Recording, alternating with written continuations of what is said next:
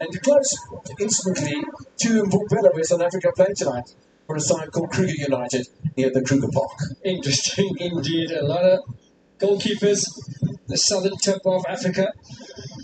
Oh, no, I mean, if you look at the South African match against Rwanda, Fiacre Tiare plays for Kaizer Chiefs in South Africa. And of course, the Kaizer Chiefs, the South African goalkeeper will also play for South African side. So all four goalkeepers in this very interesting contest here in Group C tonight play at the southern tip of Africa. How do these sides settle down tonight? A little clearance there from Nigeria. Semieji and Jay and Zaidi Sanusi with a very important role to play for Nigeria tonight at the back. And up front, the opportunities are going to be taken when they are presented by Osimhen and Adams. I'm looking forward to having a look at Adams. It's only his third appearance for Nigeria. Flag stays down here. Osimhen scores! 2 minutes and 20 seconds from the start of the match. Nigeria doing what Nigeria needs to do. A second touch from Chukwueze, trying to pick out Osimhen. It was a pinpoint pass. A timely run from Victor Osimhen. And a finish that we've come to expect from one of Africa's best strikers there. Victor Osimhen puts Nigeria ahead. Just the start Nigeria needed. Great first touch to set it up. Goalkeeper expecting him to go for the far post. He squeezes it in at the near post. The Bentron, one touch to set it up. And a strike that sets his country up nicely. Beautiful start. Good goalkeeper start in that, Stanton. Well, you could if he scores a hat-trick in the next 10 minutes, I suppose. But, yeah, you don't think you can get a better start and settle the nerves down. They are playing in front of their home supporters, so there'll be a bit of anxiety, maybe a little bit of anticipation. But Osimhen, 3 minutes played. Nigeria have a single goal, which is their 12th goal of the campaign. It puts them on a +4 goal difference. More importantly, if you look at the live table, they are on Nigeria, I'm talking about, on 17 points with a +4 goal difference. Benin, South Africa, well, Benin's on 18 points. South Africa on 16, which will knock South Africa down into third position on the table. And Nigeria in the second on a live standings log at the moment. And every single goal Stanton tonight is going to have context, and we've both put our phones out and calculators and all sorts of things to look at how those contexts are going to play out. But yeah, for Benin, if they beat Nigeria, then qualify. If they draw against Nigeria, South Africa draw against Rwanda, then it would be Benin to go through. And Nigeria still have some work to do if they are going to top of Benin. 2 goals to 0 will be enough. For Nigeria to have done the business, or 2-goal cushion over Benin.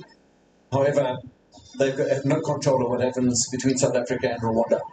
Unfortunately for them, I tell you what a great start there. And it was Chukwueze that's looking lively early on, dictating the terms in midfield. The first pass didn't find Osimhen, the second one certainly did. And that's what you need from your strikers. 1 chance, 1 goal, as we see. Group C now, the leaders, Nigeria, on 17 points.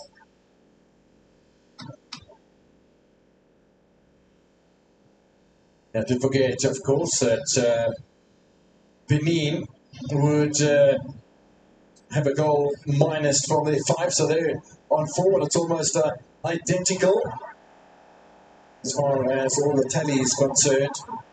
Osimhen again. It's a live table. Matt's letting me down once again. Nigeria Benin on top of the table. 4 matches or 4 goal difference and 17 points apiece. Have to go through all the connotations to see if it ends that way, because they both scored 8 and conceded. They both scored 12 and conceded 8, so they have an identical goal difference and an identical points tally as well. Chukwueze trying to squeeze the ball through the middle. He's coming through. Is that South Africa lead over Rwanda by 1-0, and that will put South Africa on 18 points, and suddenly it's South Africa going to the World Cup, and then the battle will be on. Don't forget, we have to also look at that the best 4 second best place sides.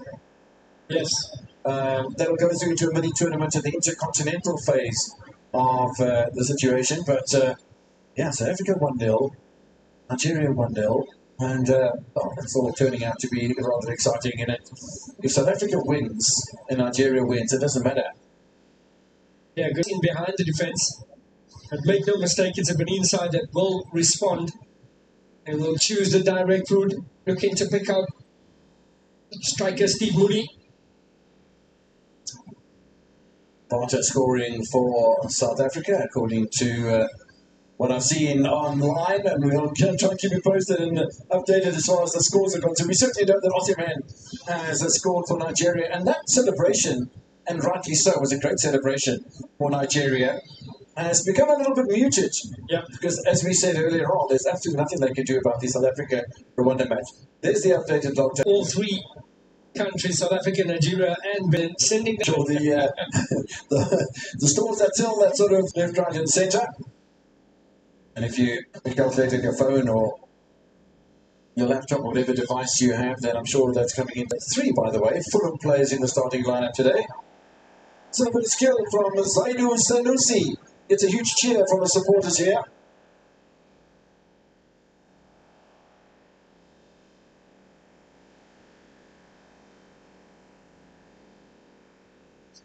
That's a great move there by Sanusi. Benin still committing a few men forward there, left space for Nigeria to exploit. Just want to reiterate as well is that the first column that has to be looked at as far as qualifying is concerned is the points column. And so it doesn't really matter the scoreline between Nigeria and Benin. They could win 10-0. They're only going to get to 17 points where they are at the moment. And unless there's a slip-up from South Africa, Rwanda come back in that encounter, which they had plenty of time, of course, to do. Things are looking good for the side from the southern tip of Africa that were deducted, don't forget, 3 points for playing a player that had an accumulation of yellow cards, just as Lukman has, keeping him out of the lineup today for Nigeria. But that was costly, could have been costly, could still be costly for South Africa. Yeah. But they seem to put that behind them, and Hugo Bruce having South Africa now on top of the table with 18 points and at 1-0 scoreline. What you have to do to win a football match is to not concede and to score 1. That's what Nigeria are doing. That's what South Africa are doing. And as it stands, remember there's 4 second place teams that will go through to a further qualification round. As it stands currently, it's Gabon, 16 points, Cameroon on 15, Burkina Faso on 15, and Niger on 15. So none of these 2 sides, it's got to be updated surely. And don't forget, it's been an interesting situation as far as the FIFA rules are concerned for the situation. There will be 9 second place sides, 1 from each group, and to compare fairly, the results against the last place team in each group will not be considered. Correct. So it's only going to be 8 matches. So we've got to watch out for that very carefully as to how that's going to be constituted by the end of tonight, and even more calculators and maybe computers used to calculate that situation. And I think it's only fair to consider other groups that still have to be decided. Group B with Senegal and Democratic Republic of Congo separated by only 2 points. Group F with Ivory Coast and Gabon only separated by 1 point in that group. So still a couple of places available for West African sides. There's Gernot Rowe, well known on the African continent, as I say, well known with Nigeria as well, and all the success that he had with the Super Eagles. Has done an awesome job with Benin.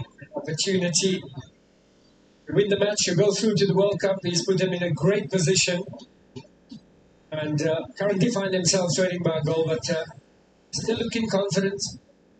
There's still a lot of time left.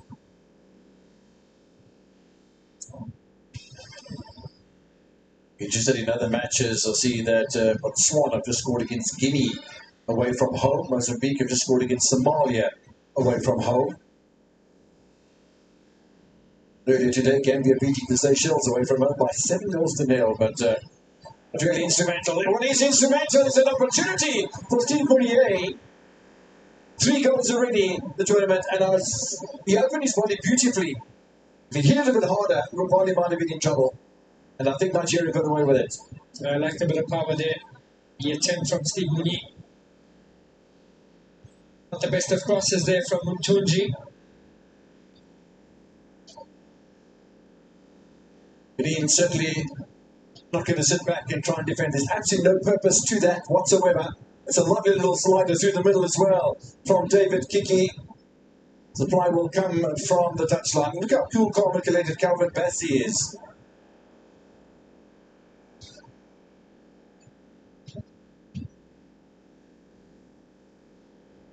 You pointed out Calvin Bassey at Fulham. 3 players in the starting lineup of Nigeria, as you mentioned earlier there, Kev. Currently playing trade like Sabibobe as well as Chikweze. Incredible for a side like Fulham to have quality of those players in their starting lineup. Put up there with the clearance from Nigeria.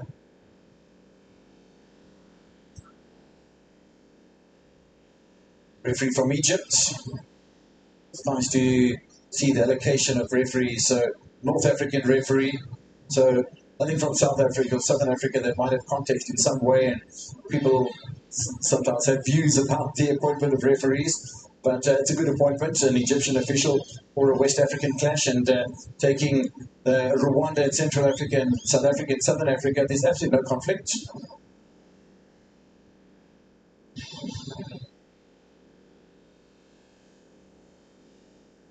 Free kick to Benin.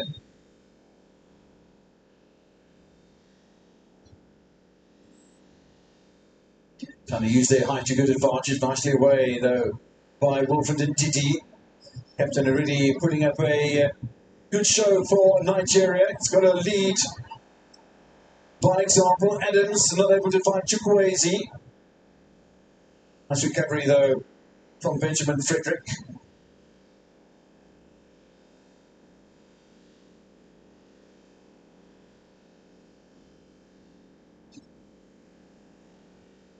We'll keep on updating the scores for you, just for the sake of reminding you of what the group looks like. And if you look at the bottom left-hand side of your screen, the broadcasters will also put the updated scores in there and an updated longer table for you. But just to remind you, South Africa still lead over Rwanda by a 1-0. This is Mtunji. There's Frederick. For the first time there, Mtunji just trying to take him on. Mtunji playing in Bundesliga with St. Pauli.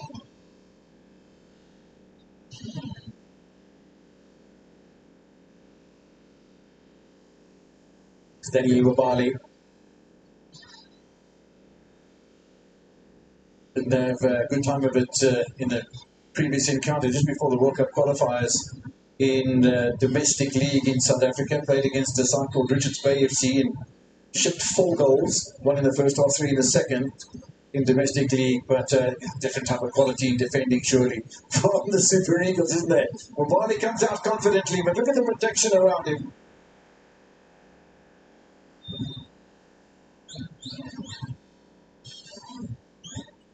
It's a big unit. Is the 29-year-old.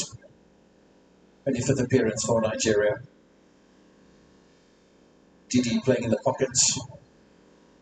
And just look at the way Nigeria look to dominate and to dictate the pace of the match, and looking to have it all their own way, and even more so with every passing moment. That opening goal, just the 3rd minute, or barely the 3rd minute, because it was about 2 minutes and 20 seconds in the goal came, really settling down the Super Eagles.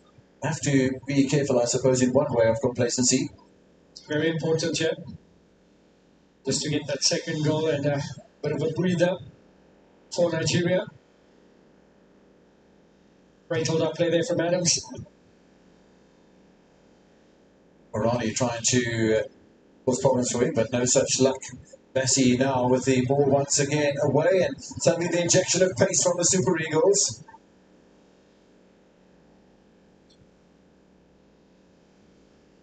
They do play with a nice flow, do Benin, and I can expect that from any Gunnar coached side. Kiki looking to come forward and looking to use the width of this beautiful pitch in Uyo to their advantage. Here are the visitors.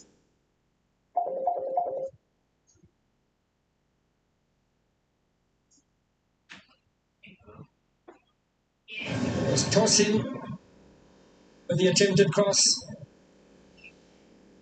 Nigeria can now just continue to dictate the pace of the game.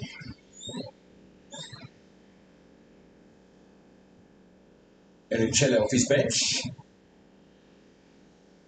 They'll be happy with the start they got. An early goal to settle the nerves. Definitely need some more goals now.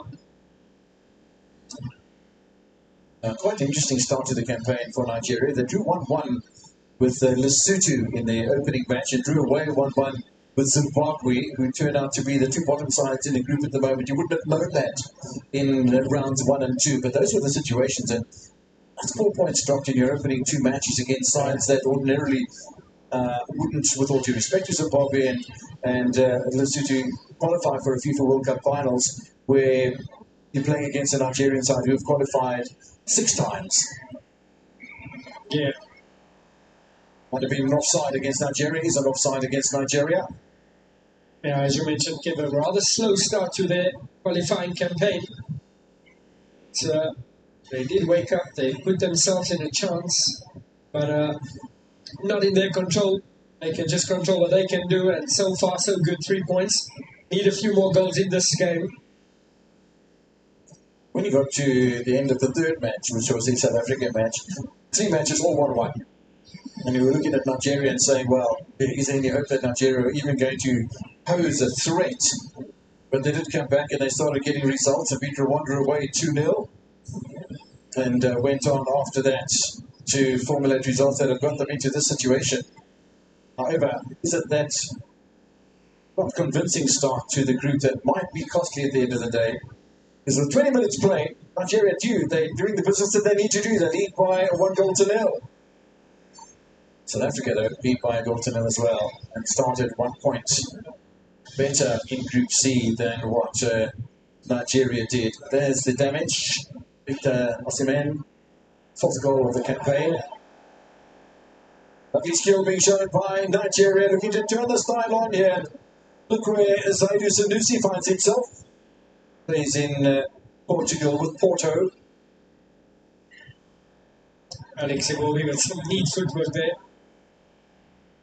He is in possession. Fans really getting excited about the prospect here. Treated at the back post, over the top of the head though of Victor Osimhen. Still the danger is there for Chukwueze. What a lovely ball from Chukwueze. The attention though from Cedric Utonji to put Victor Osimhen off the header. Chukwueze pulling the strings in midfield. Lovely ball played through for Bassi, trying to pick out Osimhen at the far post. Adams had kept it alive. Another attempted pass here from Chukwueze, picking out the striker. I think it was Verdon that got in the way.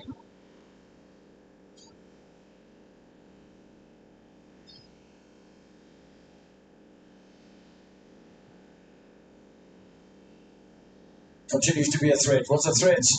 With the opening goal of the match, and he's a threat at the moment. The man who's down is Cedric Utonji, 31-year-old who plays at Bandırmaspor in Turkey. Some reorganising being done by the Nigerians, who still have that energetic flair about them. Benin coach Gunnar Rao having a chat there to David Kiki. It's Nigeria dominating with the goal to the good. Possession stats 60% to 40% for Benin. Just that one shot on target from Osimhen that separates the two teams here this afternoon.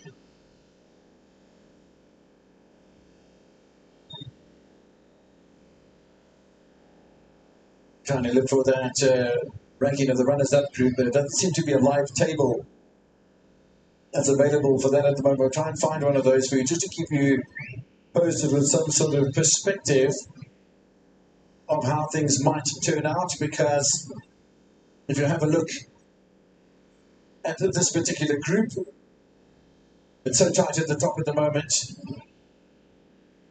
South Africa on 18 points, Benin and Nigeria both on 17 points, and every chance currently that Nigeria could be one of those top 4 teams in that qualifying situation.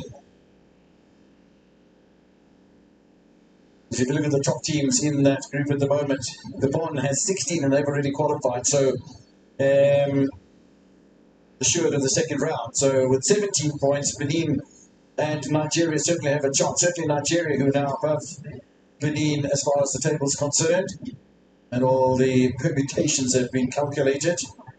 So the Super Eagles still have a chance to maybe go further into that intercontinental battle that will start as early as the 13th of November, which is a month away.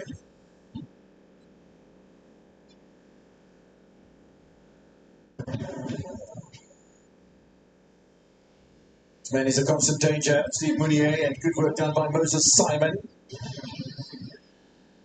One of the 2 most experienced players in the starting lineup today for the Super Eagles. Alex Iwobi earning his 89th cap, and Simon is 86th. Both have got 10 goals for the Super Eagles. Both around about the same age as well. Free kick to Benin. Once again, Rubali seems to be in trouble. I don't think he really appreciated the tensions of Mohamed Tijani. Not a happy man. It's not Bali. Mounier wasting his own time there. He's the one at training, taking chances there, Steve Mounier. Mounier, I'm going to chat to the match referee, and he, of course, has the latitude to do that because he wears the captain's armband, and there has been a bit of a change. It's a wonderful bottling up by the 2 defenders. However, Chukwueze gets the benefit of a second ball, and that ball is beautifully blocked. The referee immediately waves for no handball from the defender. And he was in a great position to see it, Mr. Omar from Egypt. There was an appeal immediately, but it was a great block from the Benin defenders against Akko Adams. Osimhen continuing to prowl, looking for his second.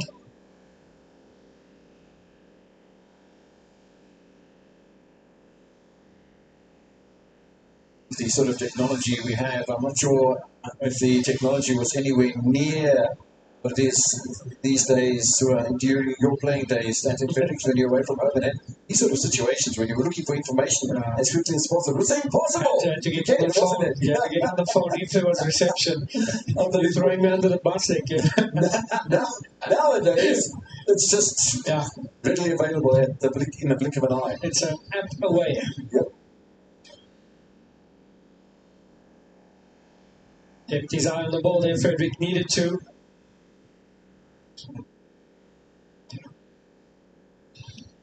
Good sportsmanship there shows from Frederick. Playing for Dender in Belgium. Pastam Imarani, 22-year-old who plays for Grasshopper in Switzerland. Yeah, my ex-team. So we have from David Kiki.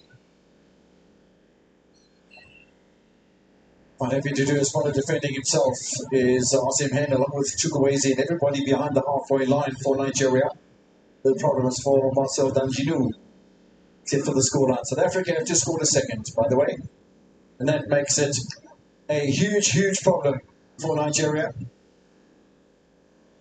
So South Africa top of the group, and they have a +5 goal difference with 18 points, a +4 goal difference for Benin, a +4 goal difference for Nigeria, and therefore even on goal difference, the side at the bottom of the African continent have now a very meaningful advantage in Group C. There'll be a lot of delight, no doubt, in South Africa And I'm sure the news would have found its way to Nigeria. What's left for Nigeria is now to score as many goals as possible so they can get to that second place position. Yeah, I think that's going to be the key at the moment. As you say, there's absolutely nothing that Nigeria nor Benin, as we have confirmation of where Group C finds itself at the moment. South Africa still on 18 points, obviously, but now with the best goal difference in the group.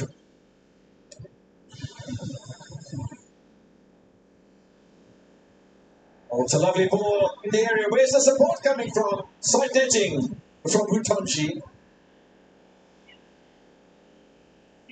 That's the danger that Nigeria face from Benin. They're not going to sit down and allow Nigeria to just have their own way. Yeah, great vision there. Threaded through for Utonji. Try to catch Nwabali out at the near post. Stayed alert. Brilliant first touch. Utonji, great awareness there, winning inside a corner. Sort of a looping header from Tijani, no problems for Stanley Nwabali. No opportunity for respite and to take things easy as well for the Nigerian goalkeeper. Certainly not at this level. South Africa have scored with an assist from President Makgopa. Apollos, who had the assist for the first goal, scores the second for South Africa. So Mbata with the opening goal. Alan Mbata, former SuperSport United player, plays at Orlando Pirates. Apollos has just signed for Orlando Pirates from Polokwane City. So I'm sure the chairman of the South African Premier League will be exceptionally delighted with these two signings, one this season, one the previous.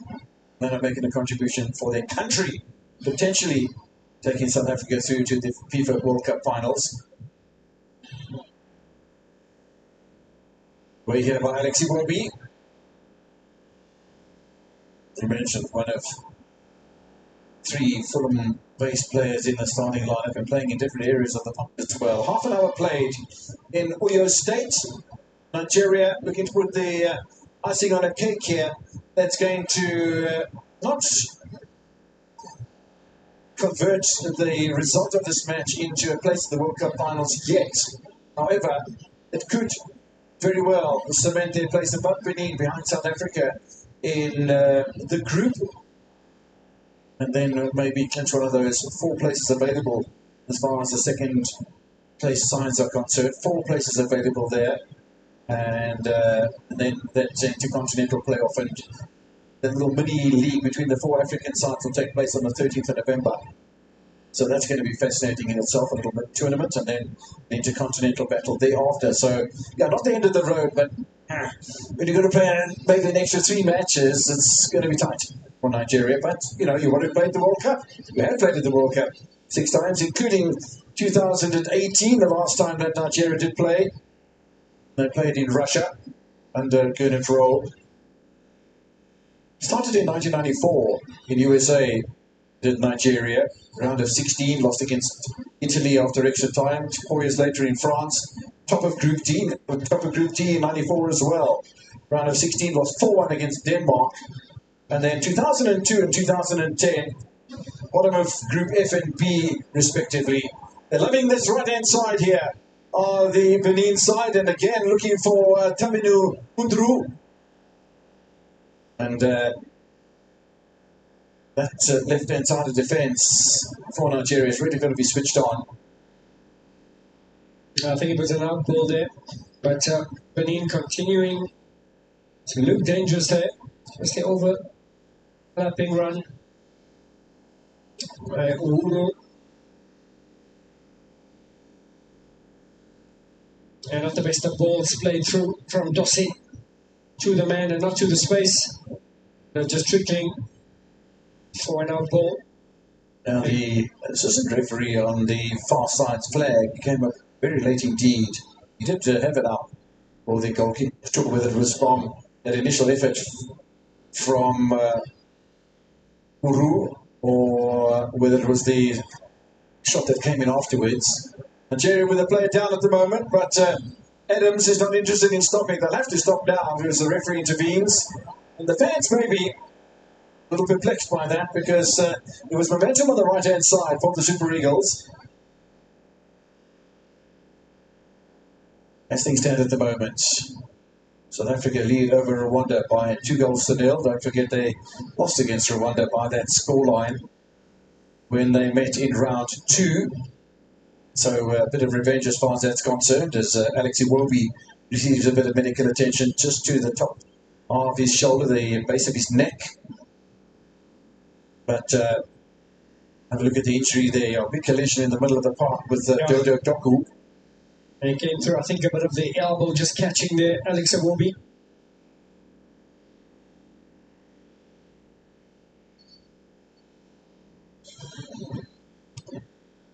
So the way things stand in the group with South Africa leading by 2-0, so South Africa through to the FIFA World Cup finals as things stand at the moment on a live table.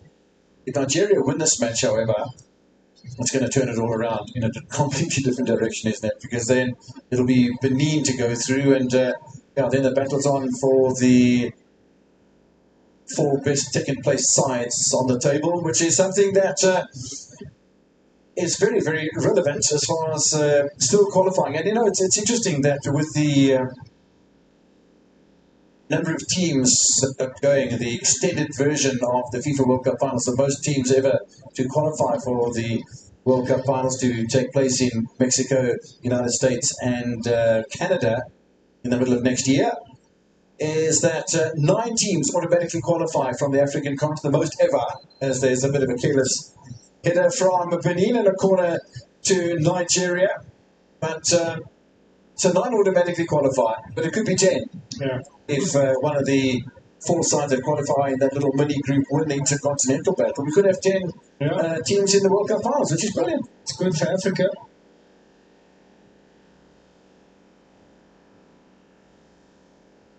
Ten minutes to go before half-time in Oyo. By my reckoning, that's the first corner for Nigeria. I think it really matters as far as they're concerned, with the exception that set pieces are particularly dangerous. Moses Simon tries a variation right from the offset. Sanusi will touchdown by Tosi Ayegun. Straight back from Nigeria, though. Look at the numbers they have forward here. Osimhen calling for the ball. The swing and a miss from Chukwueze. Gives Benin an opportunity to counter. Yeah, and they need some goals. Because Uganda's leading against Algeria, changed it a bit, so they need 2 more goals. They need to win by 3 goals to 0 if they have any chance or hope of being in that 4 teams in second place. So it's ever-changing, Kev. It's an incredible result away from home for Uganda against an Algerian side who have already qualified in Group G. Uganda could close to within 1, though. That'll put them on 21 points and a huge advantage for the Cranes. That's a massive situation as far as they're concerned. And, you might say, well, you've got the 9 teams, they've won the group, there's nothing left to play for. There's plenty to play for as far as, being one of those top 4 sides is concerned, because it just prolongs the opportunity. And, who doesn't want to play the FIFA World Cup final?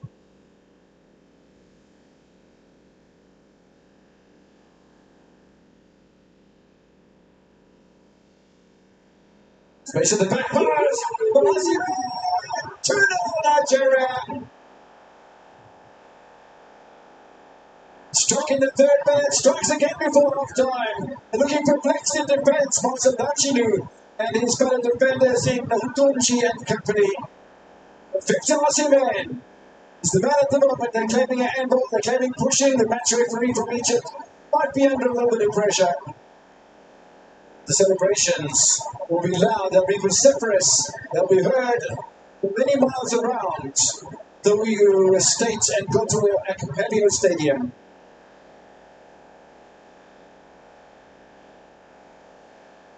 The crowd erupt. It's Osimhen that rose highest when his country needed him. And it is once again the delivery from Chukwueze Was there a bit of a hand on the shoulders at first glance? It doesn't look like it. We'll see if we can get a closer look. But it's Osimhen. Comfort zone. It's this man has been pulling the strings all afternoon. Chukwueze, one touch to give him space. Second one, but they're unrushing one, and it is Osimhen that goes highest. I don't see any infringement. None whatsoever. It means business. Osimhen with the brace. That's 5 goals he scored in Group C, and the Nigerians now know, they will know that South Africa lead by 2 goals to 0 over Rwanda. There's nothing they can do about that. However, consolidation of second place in Group C, and it might only be 17 points. If you look at Uganda with a potential of 21 points, how many other teams could potentially be in the 20s? Will 17 points be enough in the best 4 of the second place sides? What a goal difference. The goal difference. Ekong having a word. We need 2 more. Looks like that is the message. They need goals. They've got 2 already. Uru is the player that's injured. Tamina Uru. And he plays for the United Arab Emirates. This man doesn't play in the Emirates. He plays for Galatasaray in Turkey. And he's a bit of a hero at the moment in Nigeria. Scored the goal against Liverpool recently in the Champions League from a penalty spot, did Victor Osimhen.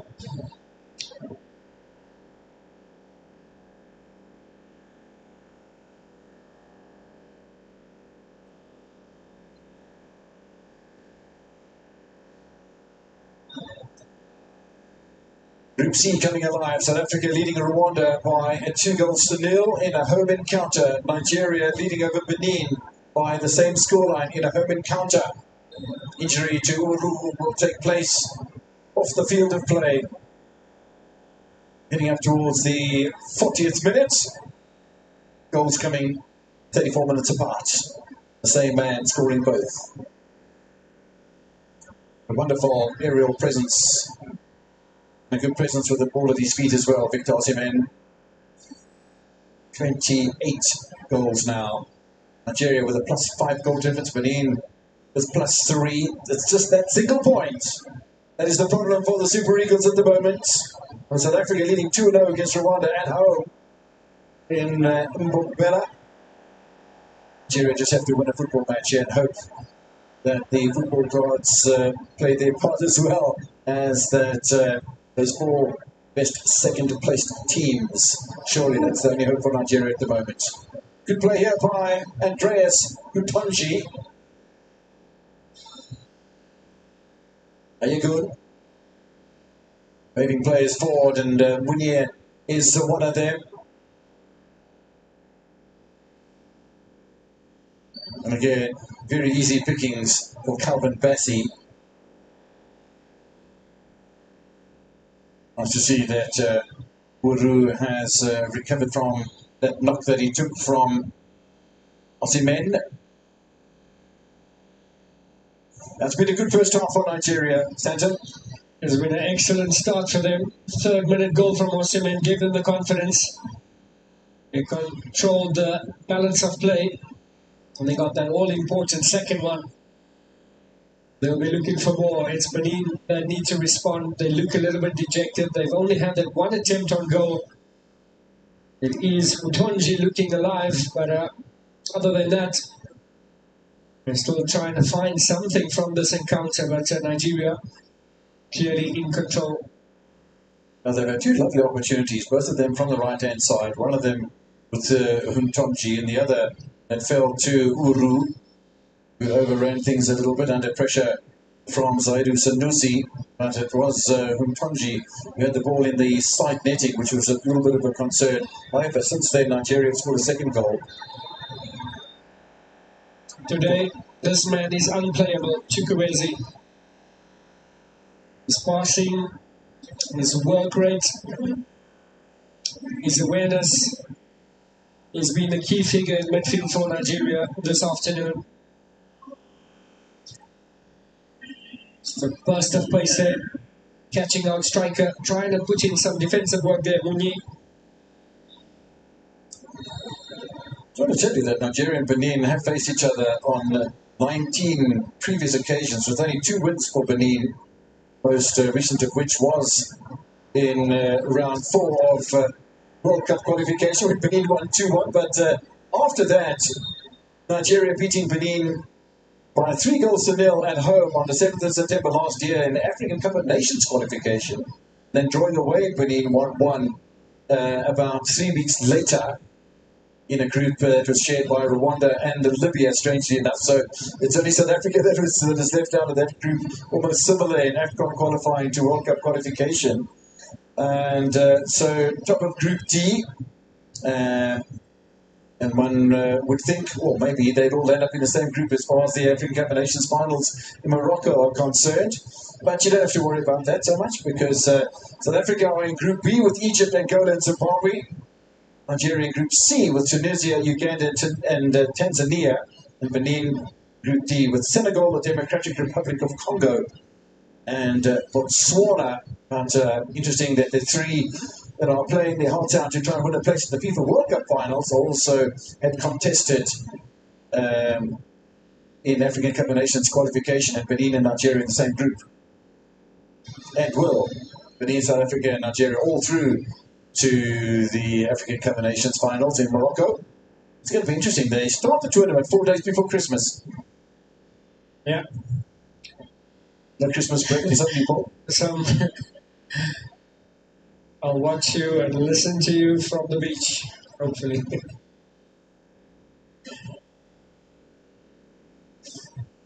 You're going to try to make some work more as a central player now. This is headed over towards David Kiki. It's nice to see how Samuel Chukwueze is applying himself here today, because he's playing deep to the byline on the Benin side of the field, and he comes back and plays almost to the edge of his own penalty area. Really is a quality player, is Samuel.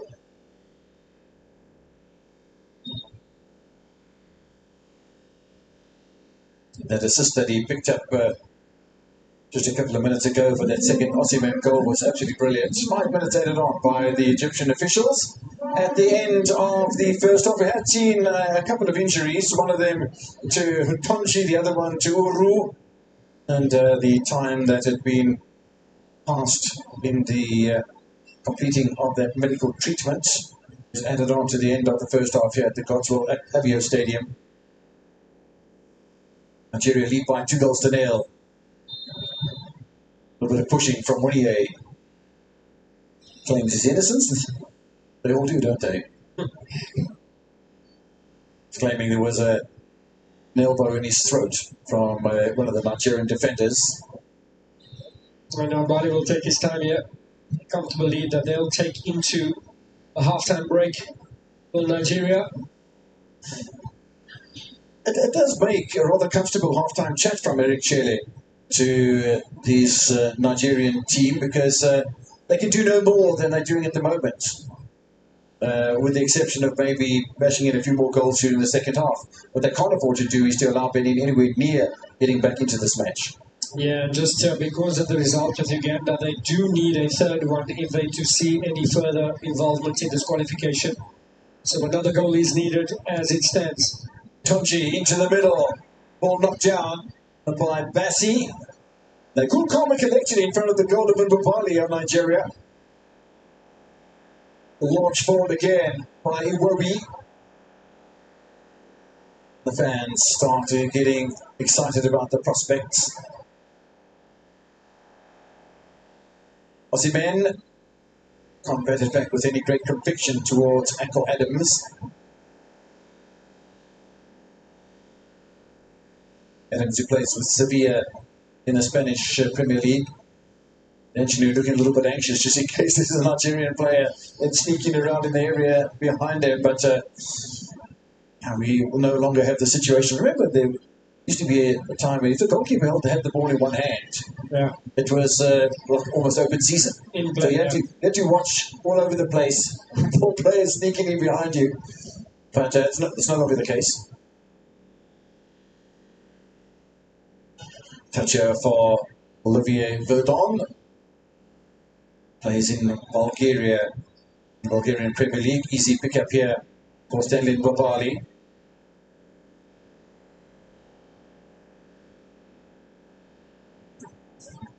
Mounier looking to have a bit of a say, but we just over 2 minutes away from half-time at the Control at Pavio Stadium in Uyo. Thanks for joining us this evening on your World of Champions in a night that is living up to the billing of high drama. And there would be even more high drama should Benin find their way back into contention here during a second half. And it's only a matter of about 17 minutes away now. All forward by Tijani. And Nigeria doing exactly what they needed to do during the first half. I see the half-time whistles blown in Mpumalanga. South Africa going to the break there, leading by 2-0 over Rwanda. Here we have another minute and a half remaining before we have half-time in Uyo.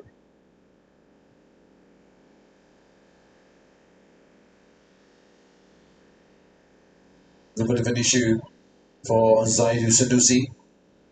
Well, nicely cushioned for an out goal there, just protecting and trying to fend off Uhuru.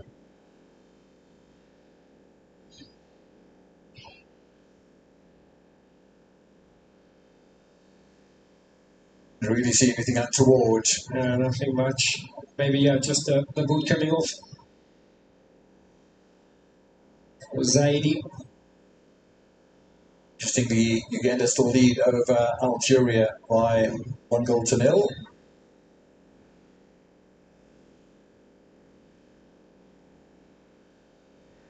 Botswana led by 1-0 over Guinea. Guinea has fought back to lead by 2-1 over the Southern African side. So 20 seconds separating Nigeria from half-time in Uyo. There'll be a lot of happiness, I think a lot of satisfaction from Coach Eric Chelle. He'll be very happy, but he'll know that he'll need another goal or two.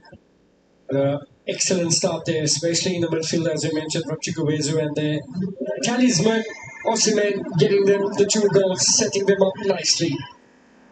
Osimhen with a brace in the 3rd and the 37th minute he scored. Chukwuezu with the supply to him. Nigeria lead at half-time over Benin by 2-0.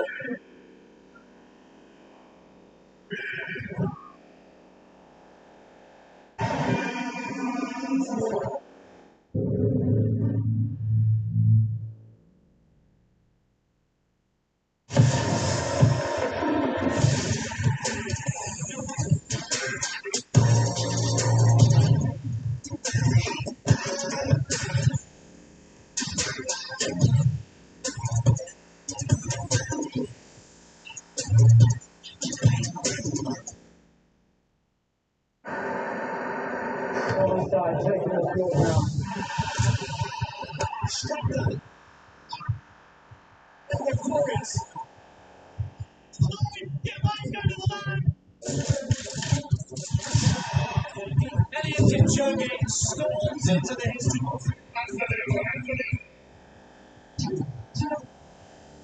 To miss, Steve missed the tournament. The American will try these brother.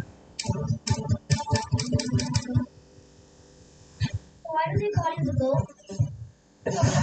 Here it comes, a legend saluting and saying goodbye.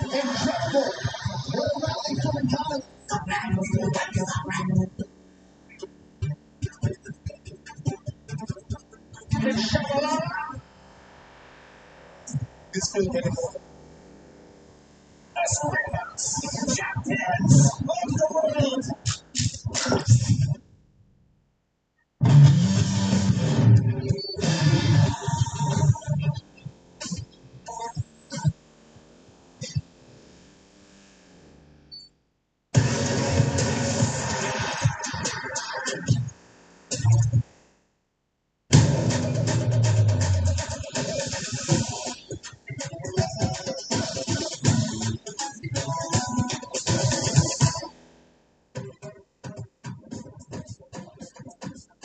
Well, there she is, the Mobela Stadium, where it is. The scoreline, 2-0 to South Africa against Rwanda. As it stands right now, South Africa would be on the way to the World Cup in 2026. And As far as Nigeria are concerned, with their 2-0 current situation against Benin, there is still a way for Nigeria to make it through to the World Cup, and we'll explain all of that for you right now. So let's get straight into how we've got into this with Teko as well as Daniel Ekpe, and at the far post it's Pumuto Manenze, 2-0 to Bafana Bafana. This is how the opening goal came about, Pumuto. I think a lot of patience from Bafana, good rotation. Apollos gets it out wide, good combination on the wide areas. But the key moment is here where he slows down. They keep the patience, South Africa. Rotate. When he gets to Talent Mbata, we've seen him do this at Orlando Pirates from long range. He unleashes an unstoppable shot onto the top of that goal. But you might question the goalkeeping of Ntwari in this instance. That's a question that we can ask the goalkeeper right here. Ntwari, could he have done more to keep this out? Well, it's quite unfortunate that this kind of goal beats goalkeeper sometimes. I think if it can just quickly shift to the side of the ball, it could have probably helped him. A wrong decision, as when it's supposed to be done, but then these things happen sometimes. That's a rocket, though. That is an absolute rocket. That ball is still in the air. He's got all of it. Talent Mbata. He is on the score sheet, and he is now a man with 3 goals for Bafana, possibly the most important of his career. Possibly so. And starting the game today, after he had been dropped, and Bafana continues again putting pressure on the left-hand side. I think that's where they've been mostly dominant, and Apollos being the one that actually gets into that. But look at the touch that Mahopa had inside the box. Apollos using the defender as a shield to be able to bend that ball. I mean, he's been on fire. He's the one that actually gave us that attacking impetus that we needed. And we spoke about earlier before the game started. We said we need players that will be able to play in tight spaces, and he does exactly that. For Biakri Ndwali, you have to feel a little bit sorry for the man because he has just seen rocket after rocket arrive. I mean, there's nothing you can do here. That's just stun and cake. The ball being caught behind the player makes it even more difficult for him because now you find it difficult for him to judge, where the ball is going to land. So it's a good thing for Apollos is at the right place at the right time to make that decision. The quality. The goal, Thomas. What makes it difficult is that he uses the defender well to bend it around the defender. The goal 2-0 to Bafana, setting sail for the World Cup in the USA. And massively important is the fact that Nigeria are beating Benin. Let me go out to Charles as well as to Victor Peba up in Lagos. Take us through what's going on there, the feeling on the ground, the goals that are being scored, guys. Let's take us through what's going on there, the feeling on the ground, the goals that are being scored, guys. Well, Thomas, we have seen some very good goals in both games. The Super Eagles obviously not left out as well, and we have scored 2 goals. Victor Osimhen leading the line, and of course 28 goals, career goals for the Super Eagles of Nigeria. And whenever Victor plays, we win every game. Rather unfortunately, just might not be enough for this one. But we can still make it goal number 3 in the second half, Victor. Let's take a look at the goals scored. And this one came very early in the 3rd minute, Victor. It's fantastic build-up, I think Chikwueze pass, and Victor finish, how he dominated the goalkeeper, clever finish from Victor, So that's how you have to start games, We've struggled to score early goals in this campaign, World Cup campaign, So Victor is the max man, his experience, his finishing, beautiful to see, and we continue with that pace. The second goal came beautifully too again. Chikwueze, the crosses for Victor Osimhen. That is what we want to see more from Chikwueze. We know he has those attributes. He has those talents. The consistency has not been there, So it might be a little bit too late. I did predict that Super Eagles will beat Benin Republic 2-0. Maybe it might get to 3rd or 4th goal in the second half. All right, this is the second goal scored by Victor Osimhen. Now, Chikwueze has often been criticized by the average football fan, but in this particular fixture, he's lived up to the billing. He has to. There's competition for positions in the national team. He plays for Milan, he's now in Fulham too. And these goals coming from both players. We don't forget both players played in the under-17 many years ago, so they know themselves very well. That's what we want to see. This combination has been fantastic. We made Benin Republic look so ordinary so far in the first 25 minutes. All right, so I know it's now down to the calculators. The Super Eagles have the 2 goals in the first half. Can they make it a 3rd and possibly a 4th just so we can look forward to that second place? You have to keep on pushing. You have to keep on pushing. The more goals we know, other results from the other groups, where Uganda is beating Algeria, but it has been fantastic from the South Africans. 2 goals, brilliant 2 goals from the South Africans, So it is what it is, Charles. All right, so the expectation will be that Bafana will win the game, yeah? But you know how it is in a game of football. Anything can happen in the next 45 minutes. We're looking forward to it, no doubt about that. And we hope that something does change, Thomas. And we hope it changes on this side and changes for you as well.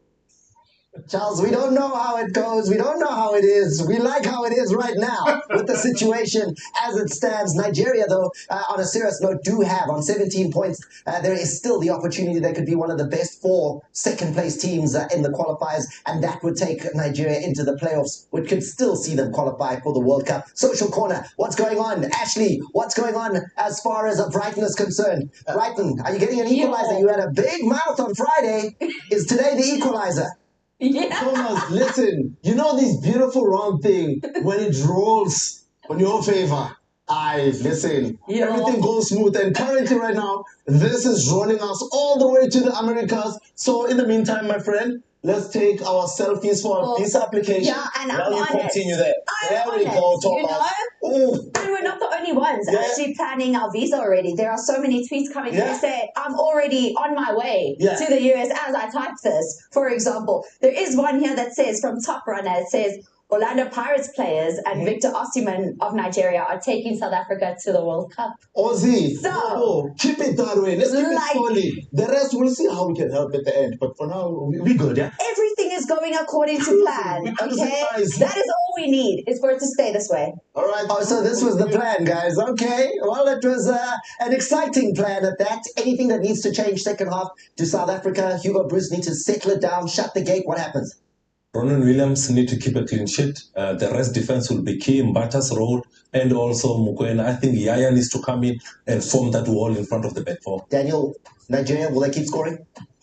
The way it's looking, I think Nigeria might score more goals in this game. And it's been looking beautiful well with Chukwueze combining with Osimhen. And I think that might just continue.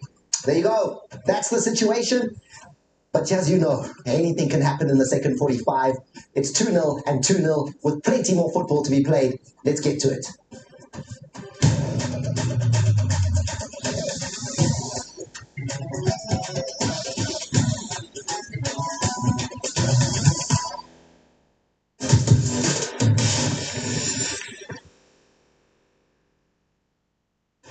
Calling back label top the team selected by the fans coming up, and they try to make themselves heard from the stands when they demand the substitution.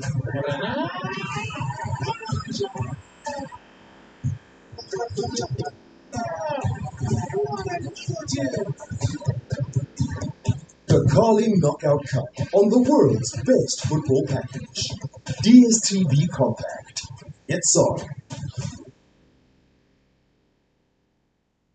A forward-thinking club with considerable ambition to cause an upset here against Premier League high flyers. One catch it, and he's in the pool, sweeping Walford goal.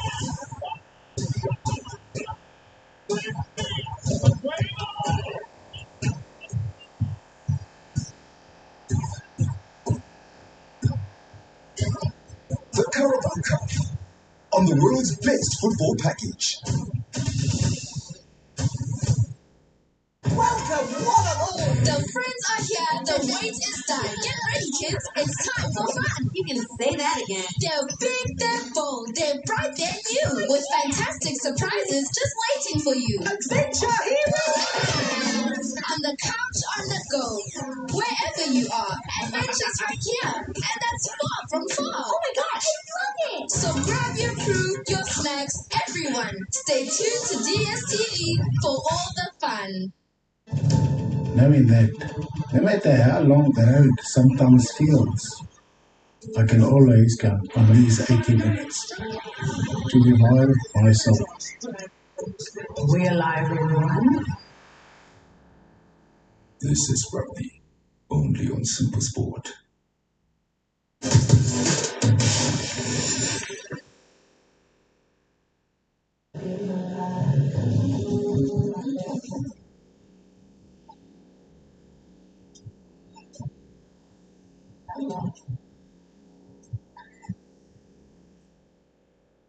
Welcome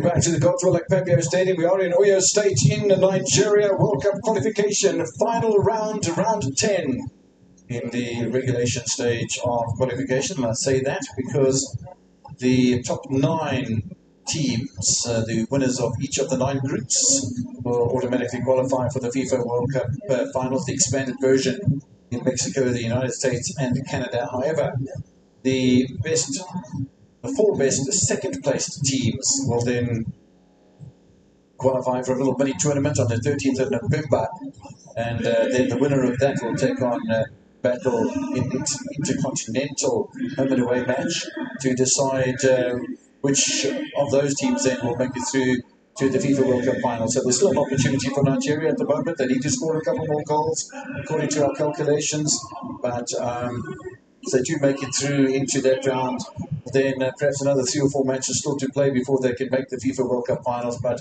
yeah, it's not all doom and gloom for Nigeria, Stanton. Yeah, not at all.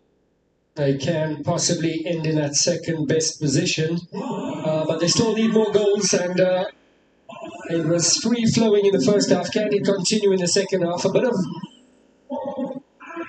discussions just before they entered the change room. Nigeria not happy with something, but I'm sure they can channel that into some positivity and looking for some more goals. Benin, however, need to come up with something. There's nothing to lose. They're going to have to take a few risks, maybe lose 1 or 2 in midfield, commit them forward, add numbers up front, be a bit more direct. But something different is needed from Benin in the second half. Yeah, that certainly is the case. And what we're going to see a Nitanitai attitude. Interesting that change is coming from the Nigerian side, who are bringing on their number 22. And rather interested by that. That's Junior Olusegun, who's come on. I wonder if there's not a little issue for Chukwueze, because he has been a creator as far as Osimhen is concerned. We get underway for the second half then. It's Nigeria who play in white and will attack the goal to the left-hand side of your screen during the second half of this encounter. Benin in all yellow will play from left to right. So, yeah, what do you make of that change? Chukwueze not participating in the second half. Yeah, not sure what that could be. Didn't look like he was injured. We're assuming it could be an injury, but he was definitely the creator, the live spark in midfield for Nigeria. Osimhen finds Moses Simon. Simon gets away from the defender. Nobody at the back post, though. There is Akko Adams. Nice intervention from Tonji. And a sigh of disbelief from the supporters of Nigeria here at the Godswill Akpabio Stadium.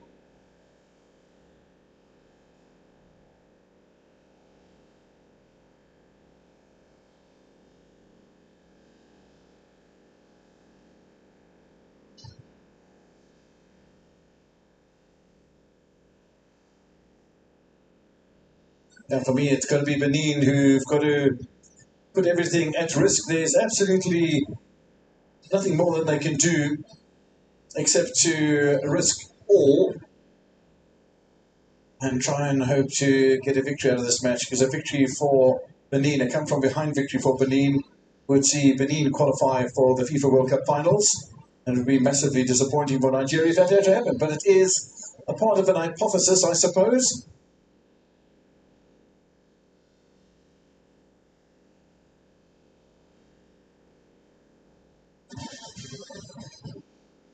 So they'll be looking for a lot of calm, will the Nigerians, and defend in numbers and try and make it count when it really matters.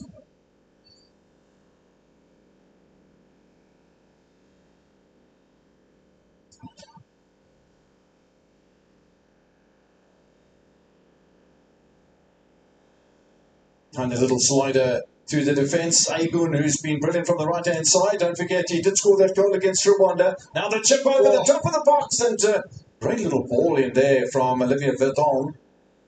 Just for a moment, there was confusion between defence and goalkeeper in that Nigerian penalty area. A great opportunity for Benin to pull one back. Wanted to fall to striker Munye. Nice dink. Great vision there. They're outside of the boot. Just trying to sneak in behind Frederick. Awesome chip behind. Just couldn't make contact there, the striker Munye.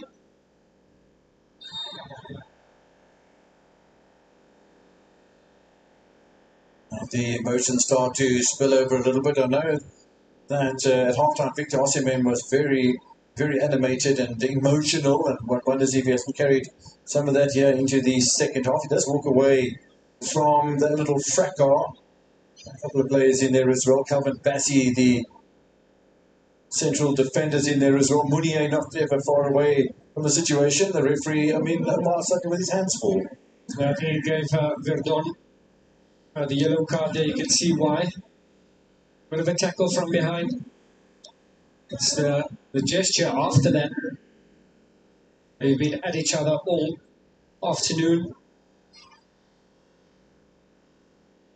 As Verdon with that excellent pass, trying to pick up the striker. Now he's back doing what he does, defending. It's the first time Adams has really had a clear opportunity at the goal of Marcel Danjinu. Nigeria having to settle in here to the second half, knowing that they're going to come under massive scrutiny from Benin. Well, that's at least the Benin supporters will be hoping that is the situation. What Benin have to do, be careful of as well, is the sort of challenges we're starting to see in greater proximity. Now, right down that touchline, 1, 2, 3 challenges all in a row.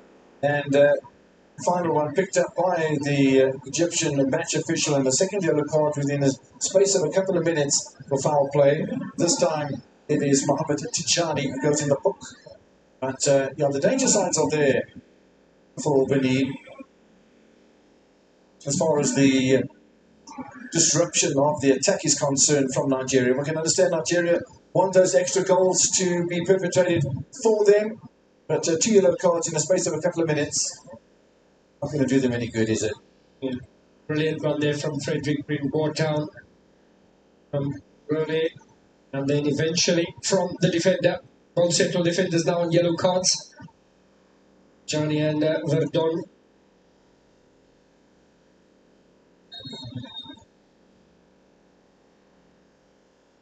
Free kick for Nigeria. It's got out back in the net. Does he go with the hat-trick? Scored early in the first half, scored early in the second. In between all of that, another headed goal. And Osimhen came into this match on 3 goals in qualification. He's doubled that. A hat-trick for Osimhen. Brilliant. What else? But Victor.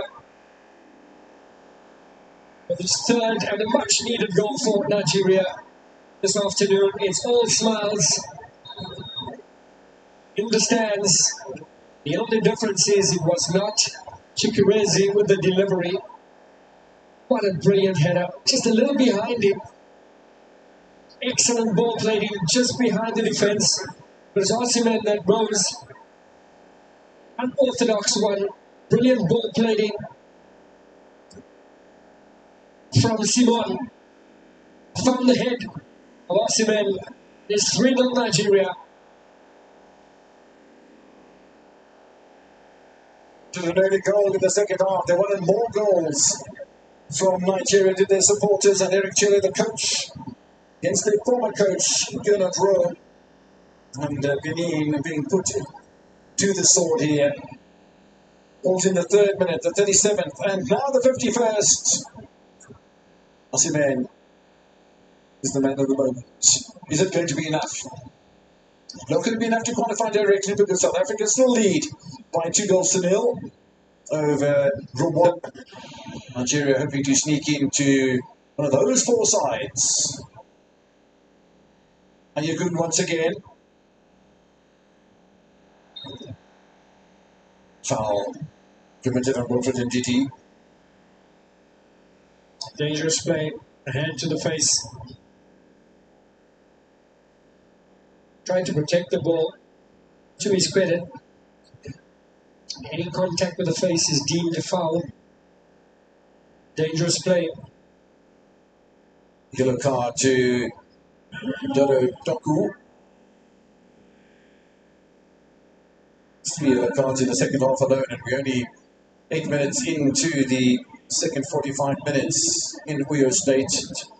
That third goal for Nigeria certainly now, just as it was in the first half, they needed that first goal. It came just barely into the 3rd minute of the first half to settle the team down, and it did. And second goal came with 8 minutes to go before half-time for Osimhen. Now a goal 6 minutes into the second half from the same player, and a hat-trick for Osimhen. Means that Nigeria again can just settle down, maybe take the sting out of whatever Benin were trying to perpetrate or orchestrate, get themselves back on some sort of parity. The ball in the area, space for another goal, carried away by Danjinu. Moses Simon unable to make it count for the Super Eagles, who's in a great position. Benin hanging on by a thread. Simon almost extends the lead. Initially picked up from the Mobi, a lovely ball played into space. To pick out Adams on the flank. Adams with the cross. An attempted clearance, and Simon picks it up but couldn't convert.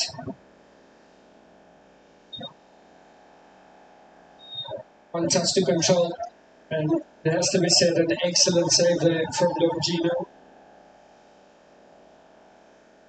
Listen to the supporters. Referee pointing into that penalty area, asking for a bit of call. That's a little bit of a bump. I don't think there could be too much in that. The referee, was it a handball from Hutunji? Yeah, for a whole lot of unnecessary stuff going on the pitch at the moment, and finally the referee losing a bit of patience with the Nigerian defender. A bit of frustration creeping in. It's a yellow card for Ajayi.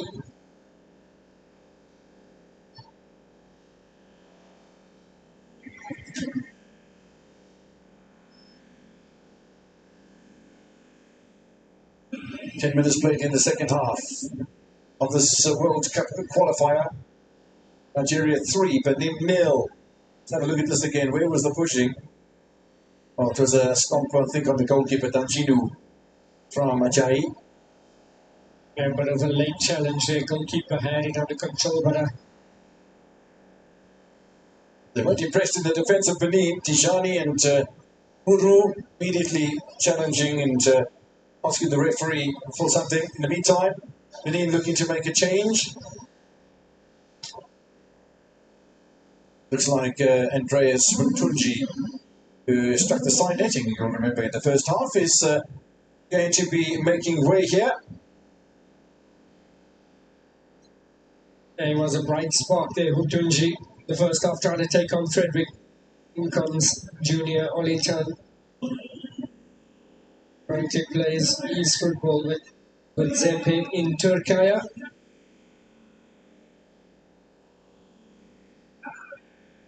I'm going to know these new pronunciations these days, Turkey and Chechia, Oros.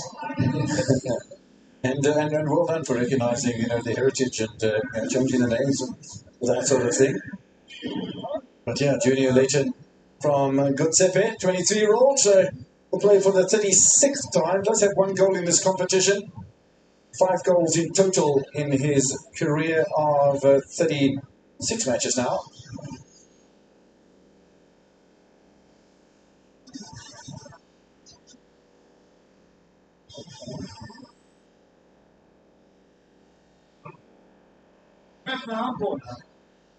A little bit too heavy-handed by Dodo Doku. They're just not on the same page there. Yeah, coming short. Ball played long in from Dodo. Stanley Rabali will just tick down the clock a second or two. Christian's been after him by Steve Bunier, but the long ball out there by the South African-based goalkeeper. wonder how long Nigerian coach Eric Chele is going to keep Victor Osimhen on the field of play. I don't think there's any reason to replace it. But he has reached the hat-trick mark. Osimhen, quite incredible.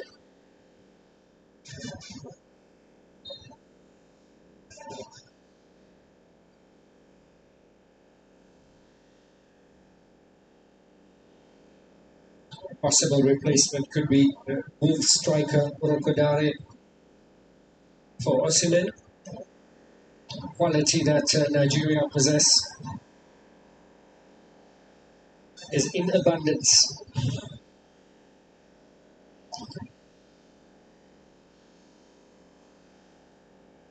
Yeah, turning into a situation of control and domination from Nigeria.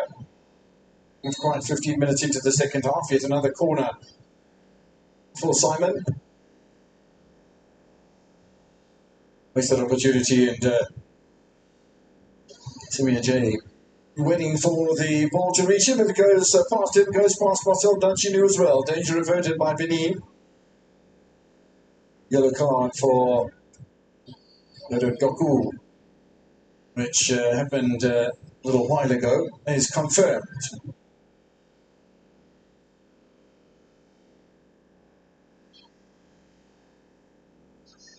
Interesting that Olakunle Olusegun has moved into a right back position for Nigeria, which will probably then release Said Sanusi up the field of play a bit further on, and there's a little dink towards the back post by the self-same Sanusi.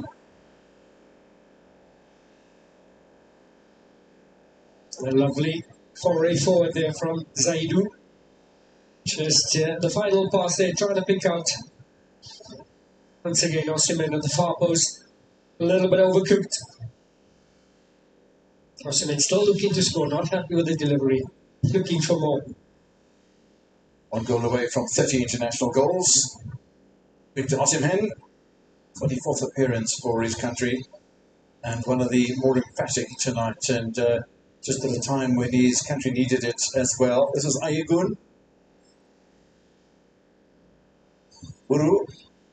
Ayagun again. They need to change of passes. Continues.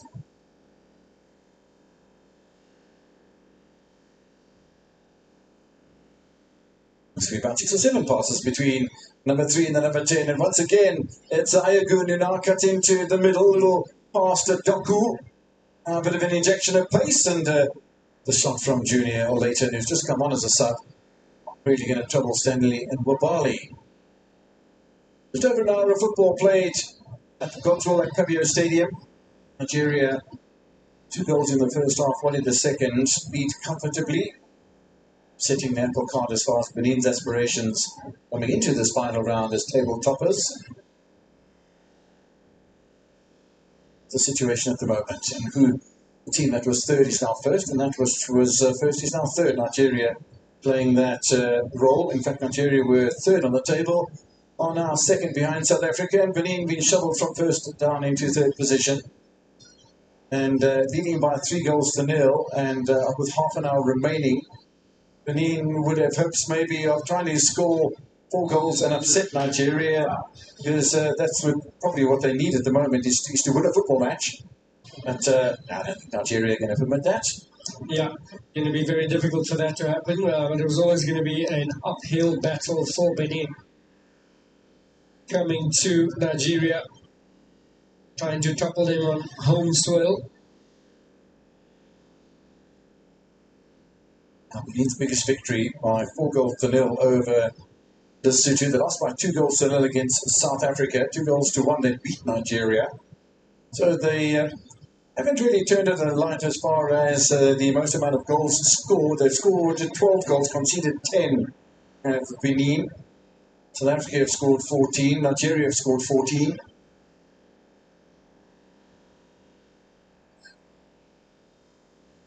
Easy pickings for Tichani. Wide by Morani. Yeah, they've had some decent passes in midfield, but nothing threatening. as we just witnessed. Ball into the final third, not effective enough, not enough bodies committed forward. And Nigeria continue to be in total control. And in the pictures, Dodo Doku, 21-year-old who does play on the African continent with Smuha in Egypt. Only one other player in the starting lineup for Benin playing on the continent, and that's goalkeeper Marcel Danjinu, who plays in South Africa with a side called Kruger United in the first division. What's a lovely little slider through here by Agun, and great defending, I must say, by Wilfred Ndidi. Jai also throwing his weight amongst the defenders and tucked away defensively by the new right back, Olusegun.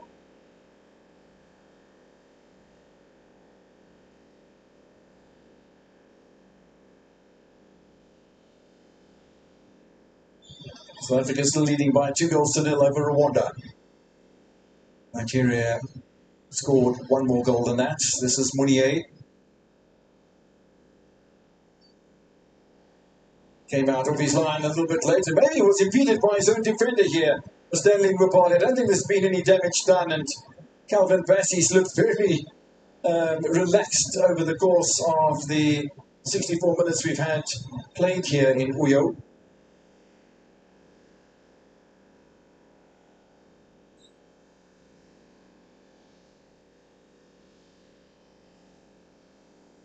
It looks like at the bottom of your screen that this man was starting to get a little bit frustrated. Yeah, I think he's looking for more goals, just for control.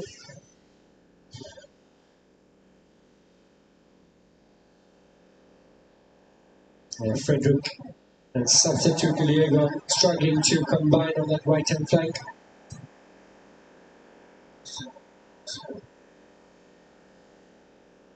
Well, not a great deal of damage done though. David Dickey with the throw-in. Based in Romania. Experienced plays in the lineup for Benin with 54th appearance tonight. Just 12 behind Steve Munier, who's playing for the 66th time for his country.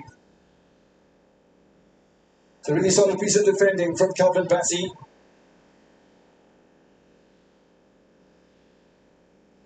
Lucy moving more onto an attacking position on the left-hand side, or being permitted to work his way further forward, say Zaidi Sanusi. That change coming with Frederick at right back, and then Olusegun, who's a right-sided fullback, also coming in to assist defensively.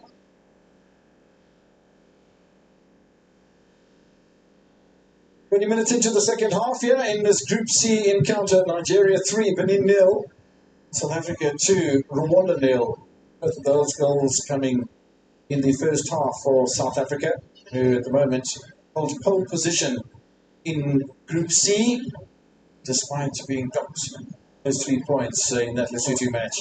That's shoulder to shoulder, isn't it? From Bassey on Tasso and Ayegun. Referee's eye to continue. Calvin Bassey just giving him the shoulder.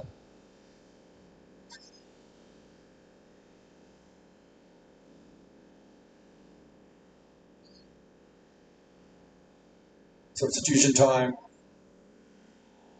And it's Dodo Doku, who was a yellow card, is one of the players coming off. A confirmation for you to the other players making way.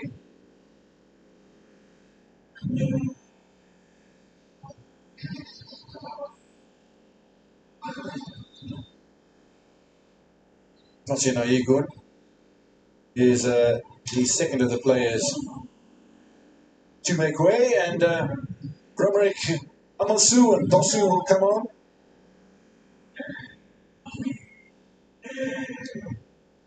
As Lukman looking on as his side collect the 3 points with the 3 goals.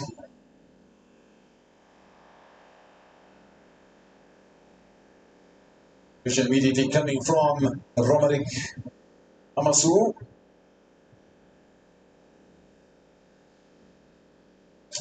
Benin will have a halfway now through the second half. In Uyo, another easy take for Stanley Lwabali.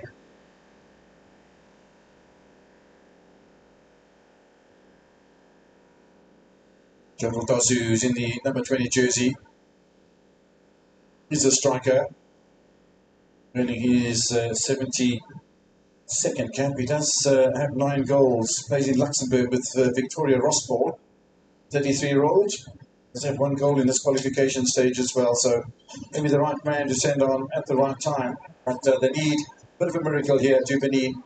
This man has been the perpetrator. Opportunity, not a great first touch, to be honest, by Wilfred and Didi.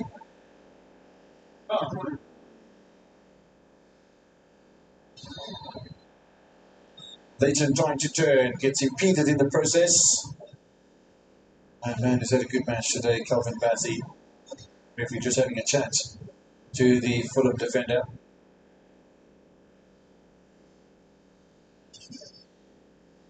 Dosu. Uru going in the wrong direction. I'll still have a corner here, Benin, and I'm impressed with the way they're playing. They've won 2 corners in the last couple of minutes here of the visiting side.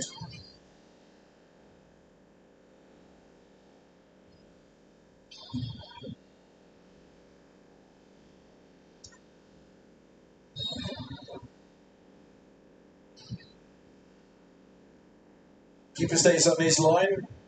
Headed away by Osimhen, so not only content in scoring goals, but preventing them as well. And Benin have just over 20 minutes to do something. It will be miraculous. 4 goals that's needed.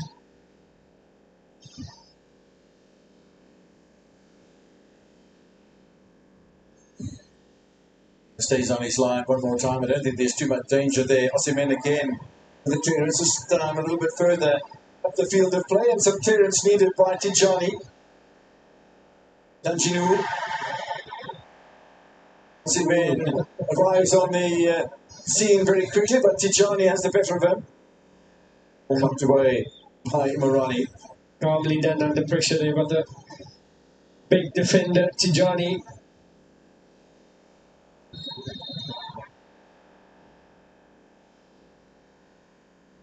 He's been kept busy all afternoon, Frederick. And he's come on tops. Solid job defensively, as well as providing attacking options for Nigeria, as we can see now physically starting to get to him with a bit of cramp. Oh, nice little touch in there as well from Romerick Amoson, who plays, by the way, in Abidjan with Isaac Mimosa. Substitute with fresh legs. It looks like South Africa got a third against Rwanda. Doing more than they need to do, but yeah, it's very purposeful, isn't it, from South Africa tonight. Let's have a look at the free kick. It's just skimmed over the top from Junior Leighton. There's now the pressure on Nigeria to keep it at 3-0, so they can secure themselves in that position for the second place. Uganda still leading by 1-0 away to Algeria. Less than 20 minutes separating Nigeria from the calculators being produced. They do lead by 3-0. They have that goal difference that looks very clearly to be in their favour to the Nigerians as far as finishing second in the group. Plus 6 goal difference. South Africa have a plus 6 as well. Confirmation of South Africa's third goal. Nigeria doing the business that they needed to with 3 goals. Maybe they need another one. South Africa more than doing what they needed to. But positive from Hugo Bruce and his South African squad, who've come under some scrutiny just recently. Basically, I think around those 3 points, to be honest. What I did like about the coach, and you know, one could argue as we have this injury, so we can chat about it, the South African coach eventually saying, "Look, I'll take the blame." Yeah. And the injured player, is, by the way, is Sunny Su. Sanusi, and just I think just to pour oil on waters and calm it down a little bit, to take the attention away from 3 points and whatever the case might be, and concentrate on a football match, which is exactly what they do tonight, South Africa. But credit to him for taking it. Whoever is the responsible person, doesn't seem to matter anyway at the moment. So substitution time for Nigeria. It's going to be Akko Adam, who's one of the players that's going to make way. The other is the injured Sanusi. So Franco Mjeke comes on, and Bruno Onyemaechi is on as well. I forget Onyemaechi left out of the starting lineup today by Eric Chele, but he gets a chance to play now.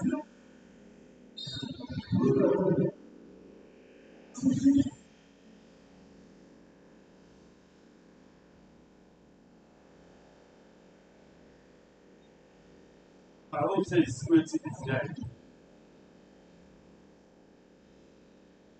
Yeah, it's up to Benin to continue to pile on the pressure, and again to continue to try and test the Nigerian defence, to test Stanley Mobali as well. But time is running out, and there's only 16 minutes stoppage time before the end of this fixture, and it looks as if it could very well be a fait accompli as far as both the South African and the Nigerian quests for requirement tonight, because the requirement was clearly don't win a football match at home. Yeah. And both have done that exceedingly well, scoring 3 goals apiece, and those 3 goals then, with the points that accompany that, will take South Africa to the FIFA World Cup finals. For Nigeria, there might be a little bit more of a journey to take place, but we'll only know that a bit later on tonight, or maybe even tomorrow. An extended journey, but it's a journey that they will be welcoming instead of an exit. Having said that, Benin with a much better second half. But is it a little bit too late for a response from Benin? A few changes for Nigeria, just to get some fresh legs. Onyeka, one of the changes introduced, as well as Onyemaechi. Another opportunity. Alex Iwobi trying the shot, and the ball played just behind Osimhen. It was unselfish in knocking the ball back to the midfielder. Plays in the English Premier League. Yeah, another solid performance there from Alex Iwobi in midfield alongside Chukwueze. And started the game for Nigeria, that really set them on this trail to take the lead, a handsome lead in the first half and 2 goals. Chukwueze substituted at halftime.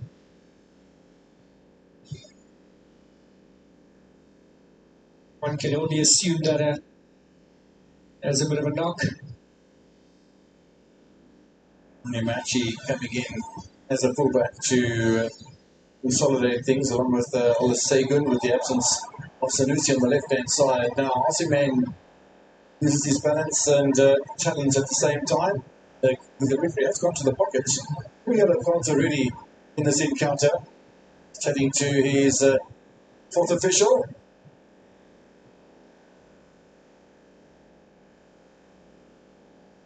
It's like Hassan Emirani, who's in the book, who's at the number 4. Now, it could very well be Cedric Tunji. Yeah.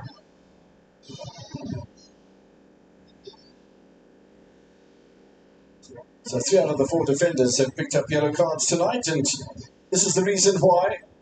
It's an outstretched arm from Cedric Tunji, bringing down Osimhen. So show us again.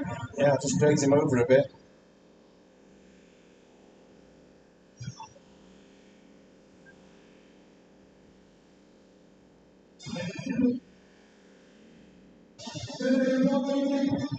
Convincing performance from Nigeria tonight, convincing performance from South Africa. Group C on its way to being decided.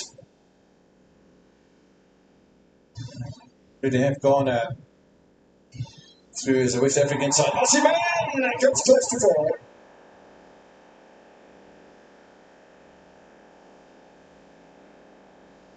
Fans are loving this man. I think a lot of people around the world are loving this man. He is enjoying himself out there this evening. Victor Osimhen, a delightful ball played in from the Olympiacos left back. Onyemachi that has come on as a substitute. Excellent ball played to the near post. And another excellent save there. Claiming a handball from Osimhen, claiming something for the fans as well, but the referee is uncompromising. And again, this man putting his body in the way, Sami Ajay. Referee awards the goal kick.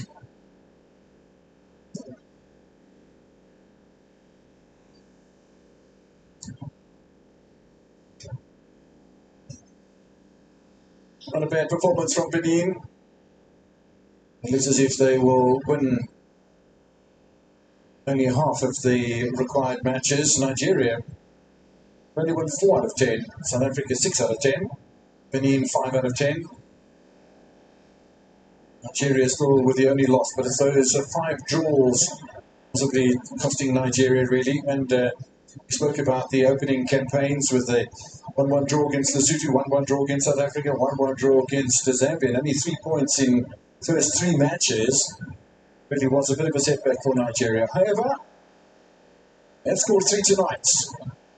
On their way to another victory. Their 4th in the campaign. Will it be enough for their campaign to continue in that top of the second place sides? There's a bit of activity here from Leighton. Quality player. It's the man based in Turkey. Referee allows Simon to continue.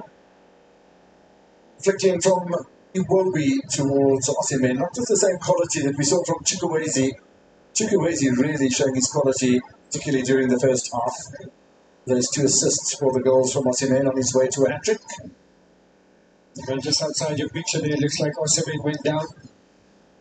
Possibly a little bit fatigued. He has worked his socks off. Has been effective when needed.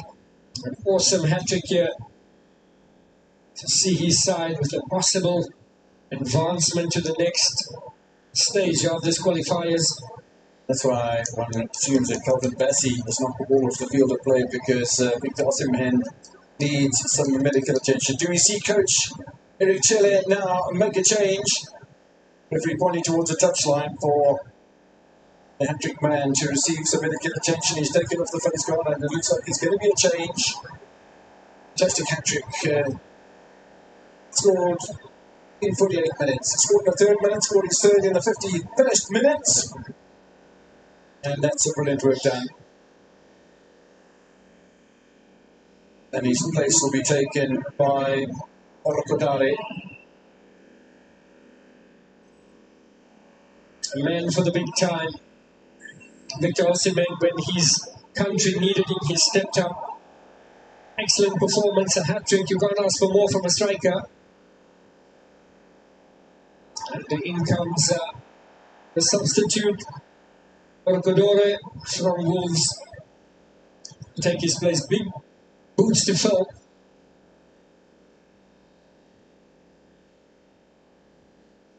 Seneke is the 24-year-old. He's got 2 goals in only 7 starts. It's not a bad way to begin your international career. One of those 2 goals has come in this World Cup qualification phase. Comes on for about 10 minutes or so. Nigeria lead by 3-0 over Benin. Started with 14 points. It's not going to be enough to take them to the top of the table, because South Africa have eclipsed that position by leading over Rwanda by the same scoreline as what Nigeria are doing to Benin. Benin knocked off the pedestal and will not qualify for even the best second placed side because of the scoreline that Nigeria have at the moment, and certainly has gone very confidently, convincingly as well, in favour of the Nigerian side. If you look at Benin now, plus 2 goal difference, Nigeria on plus 6, so no competition as far as that's concerned, as far as the second place side in Group C is concerned, and just wait to see and hear what that final composition will be of those best second place sides, 4 of them. Meantime, no work required from Marcel Dangenou. And maybe some better news there. Possible penalty for Algeria against Uganda. Well, that's for the party for the cranes a bit. Yeah, most definitely. That'll make life a little bit easier for Nigeria.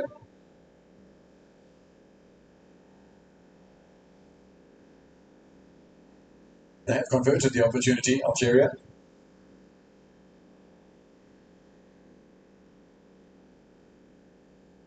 And it does change things very much in that situation. Uganda were looking at 21 points to Algeria's 22. Now Algeria on 23 points and Uganda on a 19. So still those 4 points difference between the two. The goal difference changes as well. And on a 6-goal difference.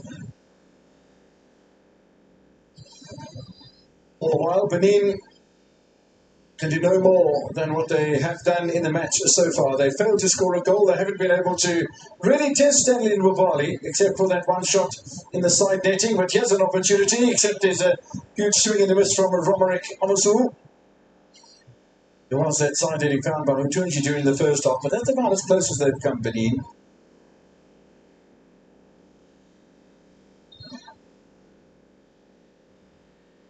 It's going to be a lot of happiness in Nigeria. And the next 10 minutes or so, if the game goes the next 10 minutes, because we're really just over 5 minutes away from second half stoppage time, and if there's 4 minutes added on, yeah, it's more or less about 10 minutes. Meantime, Rakadare trying to make an impression early on.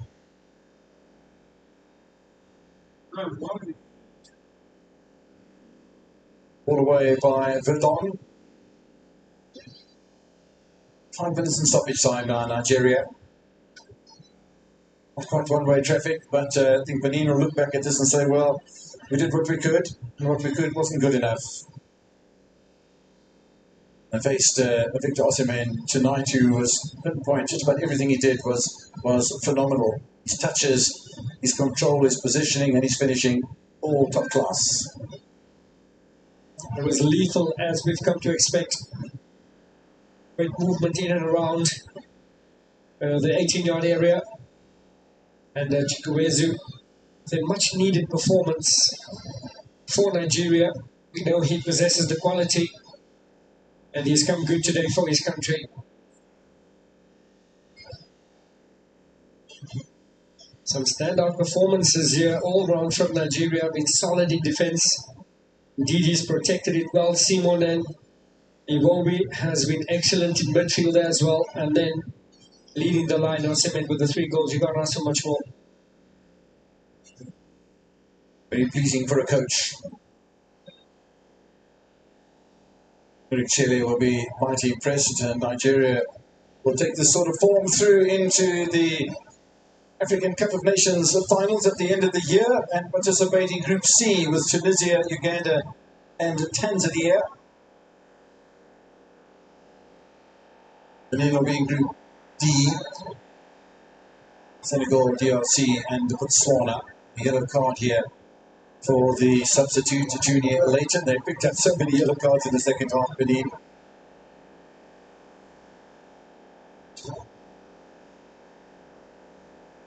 So the fans getting excited about the prospects of the latest substitution.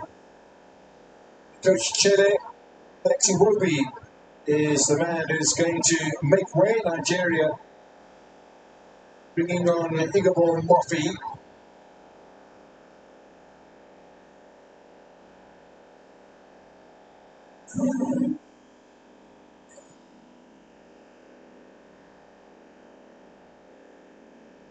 Good performance in the midfield by Iwobi.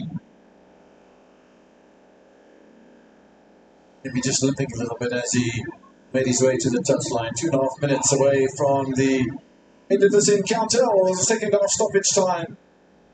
Free kick, back post. Doesn't quite fall for Nigeria. And a save inside netting.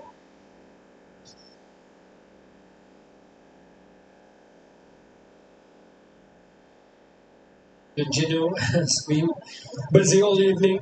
They've tested him. The last test coming from that man. Junior Vesugun hitting the side netting there. Decent attempt.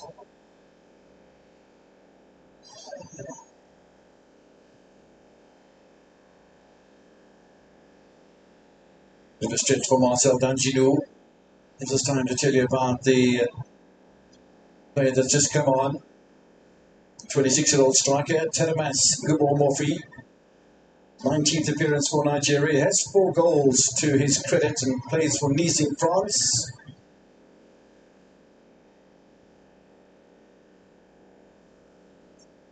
Getting a touch of the international stage here.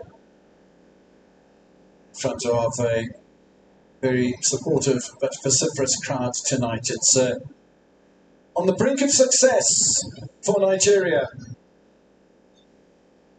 Ajay having a chat to his coach. Sure, there's not much he hasn't seen in the game of football, Bernard Rowe. Certainly not the success of Benin that he's enjoyed with Nigeria.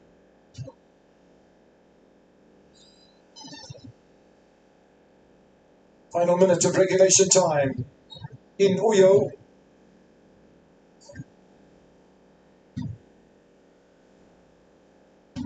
He looks keen to get himself involved onto the score sheet at least here.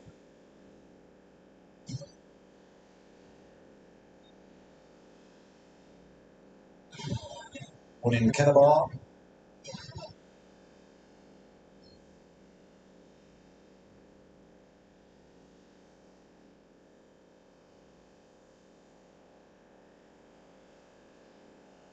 Simon looking for that acceleration, finds it as well at the back post. Goal for Onyeka. His second at international level. Nigeria, as he set up on Moses Hartman, beautifully converted by the substitute, Onyeka. Is that the goal? It's going to be enough for Nigeria to finish in that top 4. Yeah, finishes it off with an excellent evening, a brilliant performance. And the substitute Onyeka gets the 4th for Nigeria as they can confidently celebrate a clinical performance, a matured performance, it must be said. Yeah, very much so. This is our game.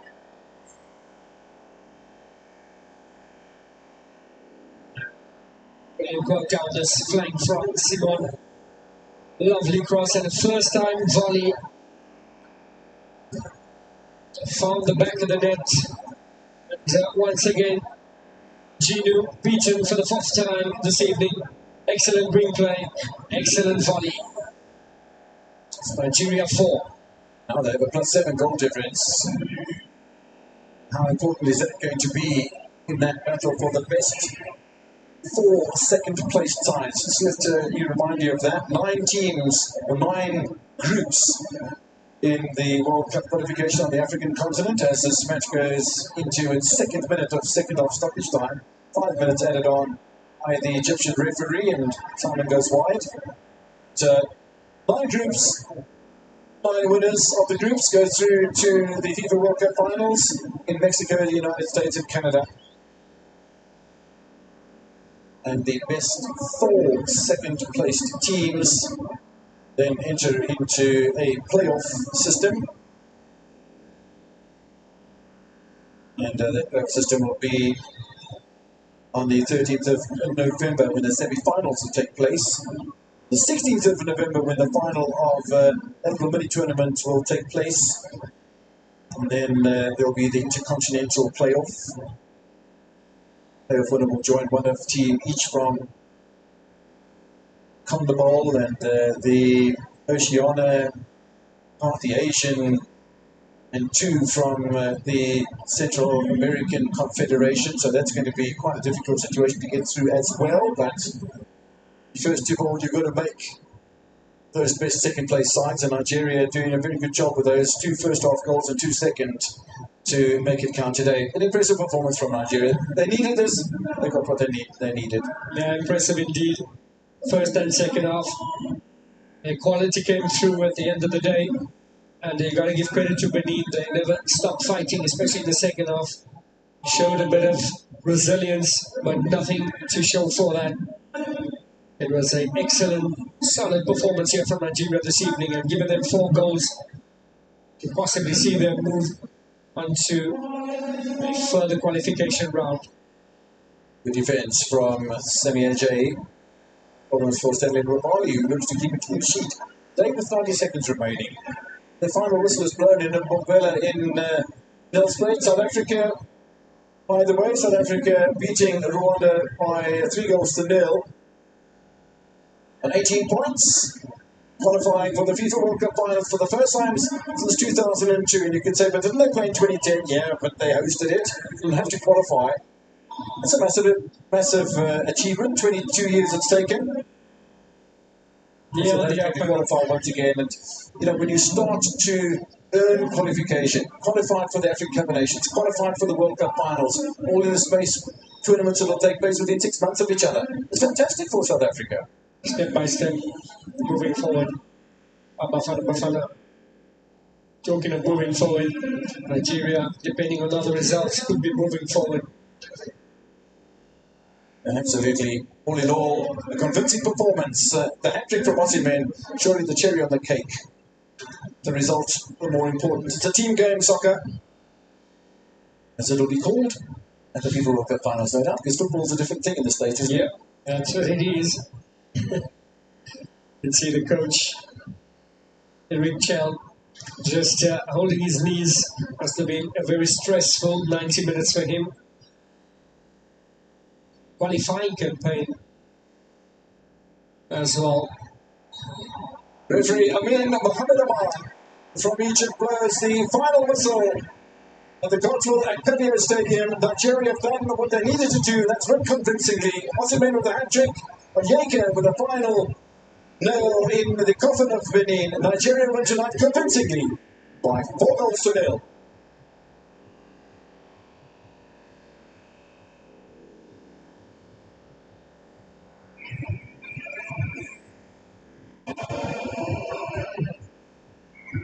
Looking at what's going on as far as Nigeria is concerned, equally, excitement will be pretty high there. The window is still open that Nigeria can finish in the top 4 second-place teams in Africa, which would send them through to the playoffs in Morocco in November.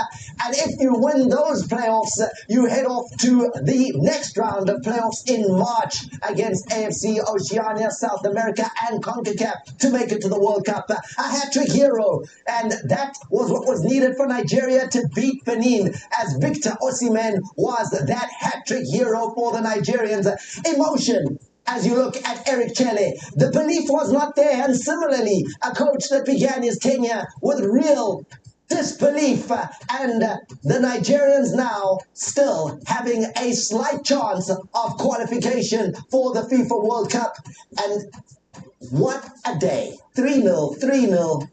The celebrations will be long, long, long into the night and into the week and into the month, and maybe even a letter to the president of the country from the Minister of Sport might be necessary there, and email Nyana to say maybe tomorrow, man. That's Pumule. That's relax. Let's all stay home and celebrate the fact that South Africa have qualified for the World Cup. Don't just take it from me. Let's speak to the men here in studio and get a sense of how they are feeling. And Deco, you're looking calm, man. My pleasure. Oh my God. When are you looking calm? Yeah, no, I was too tense, and I'm very calm, man. I think, congratulations against Zimbabwe, and then we come today, doing the business, but also congratulations as well to Nigeria. They made things possible for us, and I think it's a game that star players needed to rise to the top, and they did exactly. Mahopa coming in late into the team, coming and contributing in such a big game. Apollos is always on the verge of becoming that superstar that we needed at the national team, and it did exactly that. And what Teko was talking about is something that we really want to see more of. South Africa-Nigeria cooperation on the very last day of qualifying. Look, Thomas, Daniel, the cooperation. And we're not laughing, we're happy, Daniel, thank you. Nigeria doing their part, the 3-0 victory today against Benin, making it possible for Bafana to qualify automatically. Oh, well, I think firstly... 4-0, right? That was the last one. 4-0. Yeah.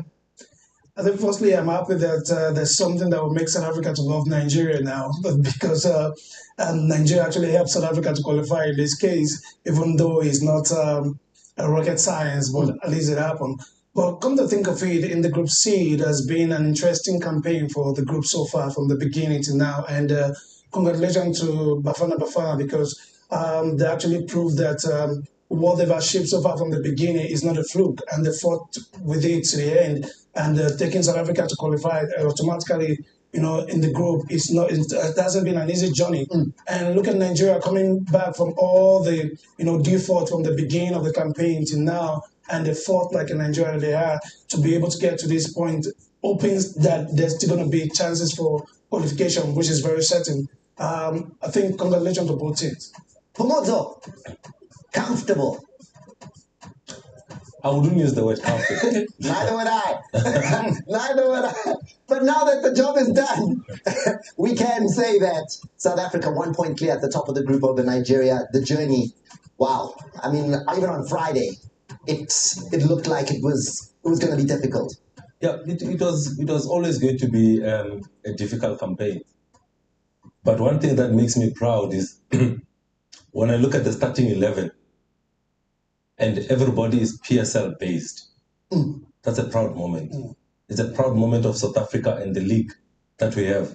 To have 11 locally based players, they come now and perform the way that they performed, to 3-0 at home with all the pressure, with the changes in the squad. Evidence Mahopa comes in late, and he comes in, he gets an assist, he gets a goal. One of the most underrated players in the Bafana team.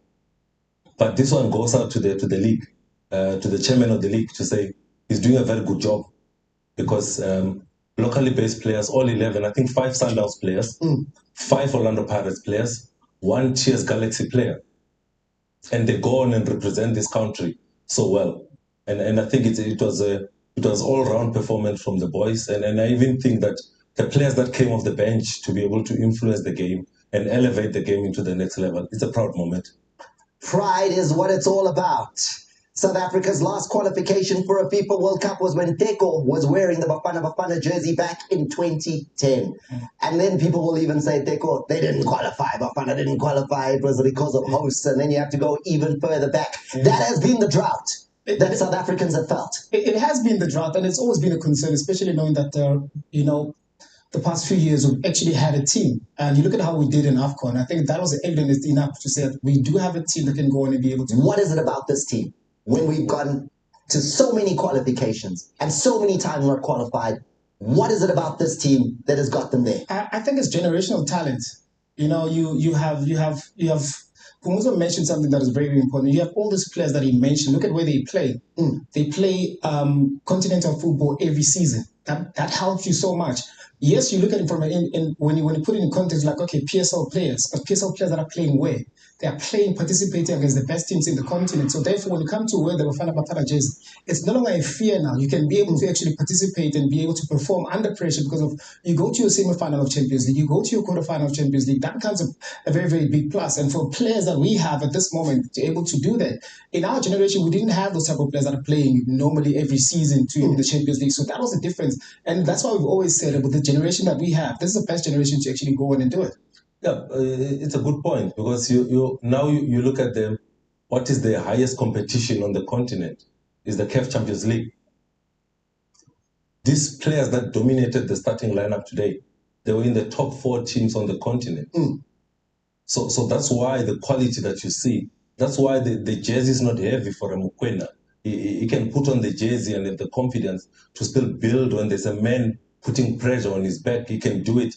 A talent Mbata was in the semi-final with Orlando Pirates. That's the quality that Bafana has. Ronwen Williams, the last AFCON, was the best goalkeeper. And this is the team that Hugo Bruce has built. They went to third in the last AFCON. No, he keeps building. One thing about this team, Thomas, is the faith that Hugo Bruce has kept with the players that he has started with. I remember the first Bafana team that Hugo Bruce called.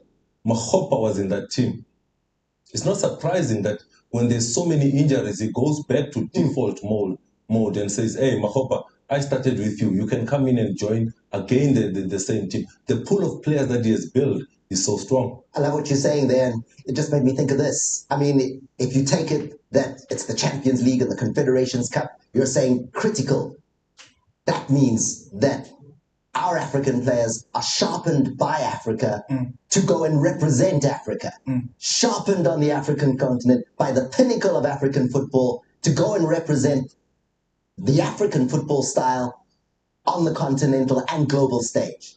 Unbelievable. And Daniel, I mean, you were nodding as that conversation was going on. You participated at that level as well. Does that make that difference? Is that what it is that South Africans should look at and say, listen, taking the CAF competitions as seriously as the clubs are taking it now is the secret? Yeah, look, like Teko and Poma was actually said, it's very important that, you get engaged in such tournaments, CAF Confederation Cup, CAF Champions League. It actually helps the team. And I think the peers have actually done so much, to see teams like Sundowns, Pirates, getting to that level. And it gives these players the confidence, to play against other African teams, being they're playing at home and they're not even scared of playing against players who play overseas, So this is something that we actually need to look into and see these players actually playing week in, week out, in continental games to keep the confidence level high. It is truly a special broadcast. It is a very rare occasion where what has happened today, you witness it, you see it. How long will this last in your memory, Teko, that you were part of the broadcast that saw Bafana qualify for the World Cup after the World Cup you last played in? I think that's a memory that will last forever. Also, maybe because we were part of the journey that Hugo Bruce took. We were also emotionally invested in those call-ups that he made earlier on, emotionally invested in coming in third in AFCON, the feeling that the country had. And I always speak about I don't like speaking about my generation. I don't want to be that guy to say, hey, now our generation. But the truth, what I'm trying to say is now we have players that are excited to play for Bafana. They're excited to wear the jersey, and that's what Coach Hugo Bruce did. He made players envy and aspire to play for national team, and that's how right now you see all these top players. And also what's important as well, as much as we speak about the PSL players, these are players also that are in top shape, they're in top form, coming in to represent the country. We've seen players playing so well in their clubs, coming to the national team, they choke. Now you have players that are playing in those all the stress and all the pressure. You can tap into the vault of the pressure that you've been encountered within the club as well. And also the synergy helps. You have 5 players from Sundowns, you have 5 players from Orlando Pirates. We have players. We need to celebrate the fact that we do have a team that understand each other, and we do have a team that struggled for so many years. Now we're in the cusp of actually becoming great again. At the age of 73, Coach Hugo Bruce continues to add to his CV. 4 times Belgium Coach of the Year, then took Cameroon to the Africa Cup of Nations victory in 2017, and then in May of 2021 appointed. The excitement, I'm sure, is massive. Brighton, Ashley, tell us what is happening back home and across the continent with the 2 superpowers. What moves out of Brighton? All we needed was a win, apparently. Listen, but first and foremost, guys, Nigeria, Victor Osimhen, Bobo, come to us there. We'll support you guys. We are fully behind you. And to Bafana. Guys, can you bring the World Cup? Can we play tomorrow against Argentina or Spain? I want to see something. You can see with a performance like this. Come on, Brighton is so excited, and you are just echoing what the entire club from a massive setback and came up clutch tonight. Super proud. There's another one here that says Oaks It's the first time in my lifetime, emphasis on my, that I will see my country qualify for the World Cup without being a host Visa nation. application. Oh, yes, I'm sorry. We're Listen, so that's distracted something. here. Yeah. I think Brighton might be on the first plane out of here. But you're not the only one, hey? Everyone's like, we're booking tickets, we're going now. And like, people are so excited. There's one here that says, at long last, South Africa is off to the World Cup again. And deserve it. We're buzzing. And I agree with the fact that tomorrow should be a holiday. Deserve That's it. all I'm going to say. And what an honor to be the 7th nation from the African continent to qualify for the FIFA World Cup. You see what I did there? What an honor. You see that? You see what I did Shout out to Anna for sponsoring the social corner. Oh, wow. Speaking of qualification, let's confirm the qualifiers from the continent as well as the qualifiers from around the world for 2026. Who can we expect to be facing when Bafana makes their way across? And also, Asmasabi, man. Any one of them, bring them. We are ready. I'm saying that today. Let's discuss that another time. But as we look at it here, those are the qualifiers so far. And when you look at some of those nations, they are winners of the World Cup. When you look at Argentina, they've won it on 3 occasions. Other winners, Brazil, 5 times winners. You've got Uruguay have qualified as well. So South America incredibly strong in terms of the qualifiers that are going through there and the former winners. As far as Africa is concerned, well, Morocco making it into 4th place at the last FIFA World Cup. Then Egypt returning to the World Cup. It has been a while for the Egyptians since they last qualified. And the last time they did make it was in 2018. Algeria, their last qualification, 2014. Ghana's last qualification was the very last Africa Cup, our World Cup. They were present and were able to get as far as the knockout stages of that one there. So that is what it looks like around the globe in terms of qualifiers. And yes, Canada, Mexico, USA, they qualify as hosts. And I was already thinking, as we look at CBC going down, guys, can we not just call the US and say, listen, we want Mexico? You know, in 2010, the opening game was against Mexico in South Africa. Can we do Mexico and South Africa opening game of the World Cup for the Mexicans, South Africa? The story will be complete for Moto. Yeah, the story would be complete. I think when you're looking at some of the pictures that we are looking at, there's important players that played important roles. Teko couldn't stop raving about Apollos tonight while we were watching the game. He says he's skating tonight. And I thought his combination with Mbule, Mbata, Mukwena in that midfield was very good. Looking at those African countries that have qualified, you're looking at Morocco, they've raised the bar. They've gotten to the semi-final. First time by an African team. Ghana used to hold that record with the 2010 World Cup. Now Morocco has taken it a level higher. We want to go and join now. It's time for Bafana to get out of that group stage now and take it a level higher and challenge in the knockout stages. Now, Daniel, let's take a look at what Nigeria is facing in terms of qualification, where Nigeria sit on the log of the top 4 best second-place teams on the African continent. So this is the situation as it stands. And Nigeria, there they are, in 3rd position as far as the best 4. And how it will work ultimately, and there are still 1 or 2 more games that still need to be completed, but if Nigeria finish as it stands right now, they would play against Cameroon in the playoffs in Morocco. If there's a case of still Burkina Faso being able to get ahead of Nigeria, and Nigeria pushed down maybe into 4th position, that would mean Gabon in that playoff situation that is taking place in November in Morocco. They will be hosting that. But as it stands, Nigeria still have a way to the World Cup. There is still hope. There's still a window of opportunity. Well, I just pray that Nigeria make it through, because as it stands now, they've put in so much fight on the last stage of the campaign, and they've shown that we can actually qualify. And there's another window that is open for Nigeria again to qualify. I hope as things stands now, if this opportunity prevails itself, Nigeria will be able to pull through again, because A team like Nigeria is needed in the World Cup because without the African giants, what are you going to watch in the World Cup? Yes, congratulations to Bafana. Now, I can imagine how many times my friend at the social corner at Brighton died 1,000 times and wake up again. But today, hope has come back alive.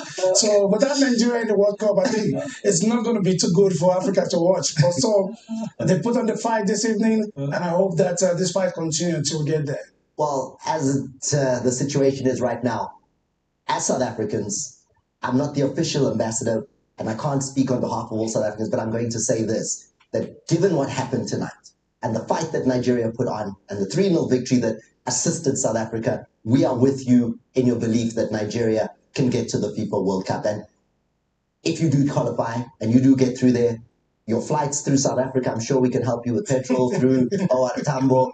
We can help. Call us. Call us. We can do something, guys. Cooperation at its highest. And now let's head up to Lagos, where I've got Charles Anazodo as well as legendary Nigerian striker in Victor Ikpeba standing by to get a sense of how Nigerians are feeling on a night where Nigeria were brave themselves. 4-0 victory. Did exactly what Nigeria needed to do for their own hopes of qualification. And Charles, I mean, the mathematics is still happening. The calculators are still out. I'm sure you guys are even more aware of what is required still and who might still stand in the way of Nigeria. How is that situation looking? What is still needed? Where are you still looking?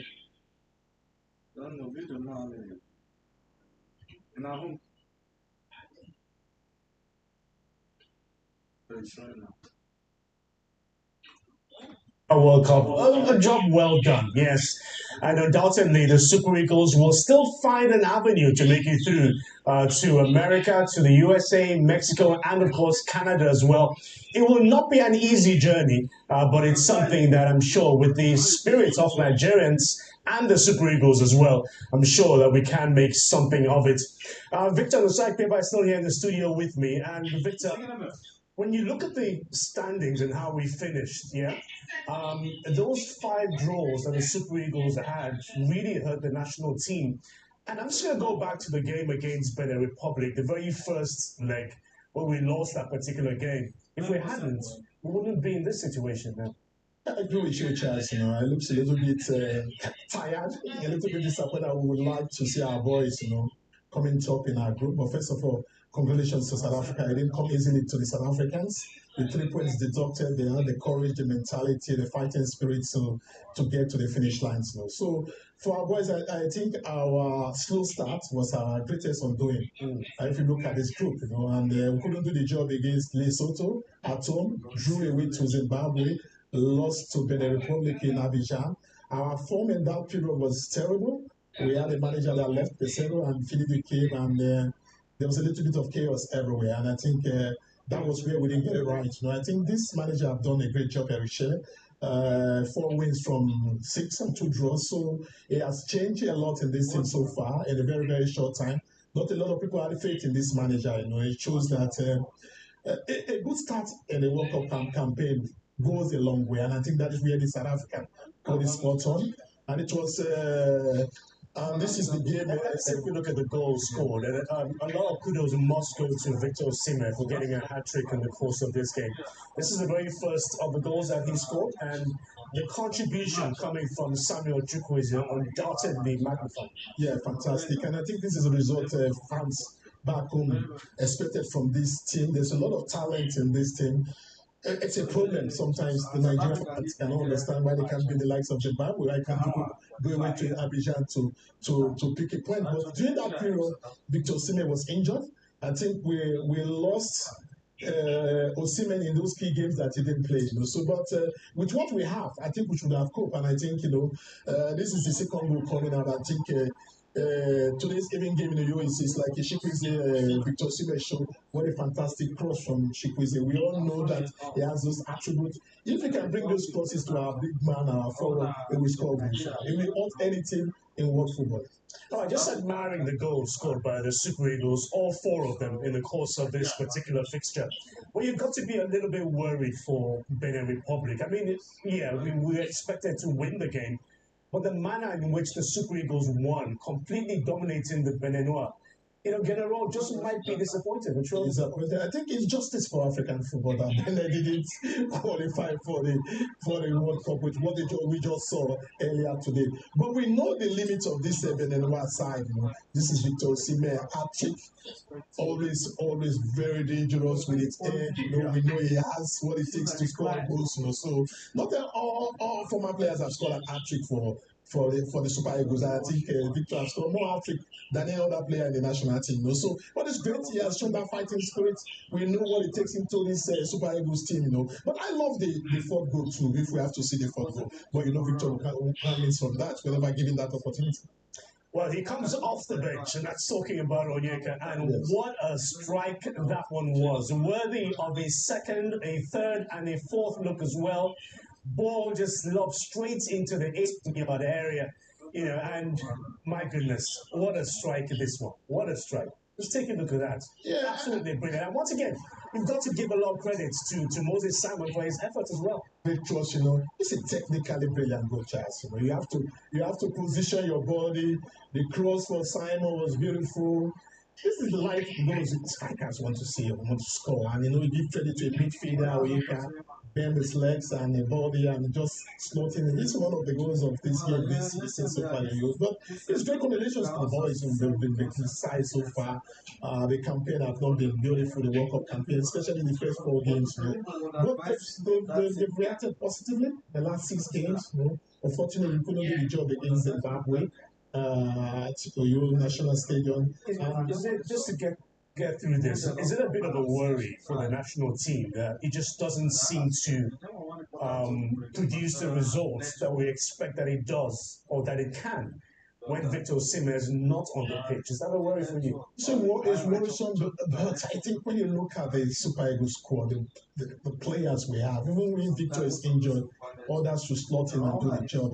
Our goal scoring rate was abysmal before this last game, and if you don't score goals, you don't win games. You have to kill games when you score 1, 2, 3. When you are 1 goal up, like what happened against Zimbabwe, you give the opportunity to our opponents a counter situation, and then they score against you. So we need to improve offensively. You cannot just put faith on one player. If Victor is injured today, who will replace him? But though we have the likes of Tulu, we have the likes of Adams.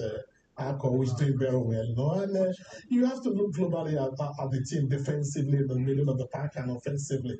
The talent is there. I think sometimes we have to question the mentality of this player. The consistency has not been there this World Cup campaign, and that has been one of my biggest worries was looking at the Super Eagles campaign so far at the World Cup. But it doesn't get any easier, especially knowing that with the playoffs, it gets a bit more difficult. Yes. With the likes of Cameroon, Gabon. So the Eagles will need to be really, really adept, as far as their ability and talent is concerned. But let's just go back to the studio in Randburg. Thomas, I can imagine that you're still elated. You're still very happy. Everyone's jubilating.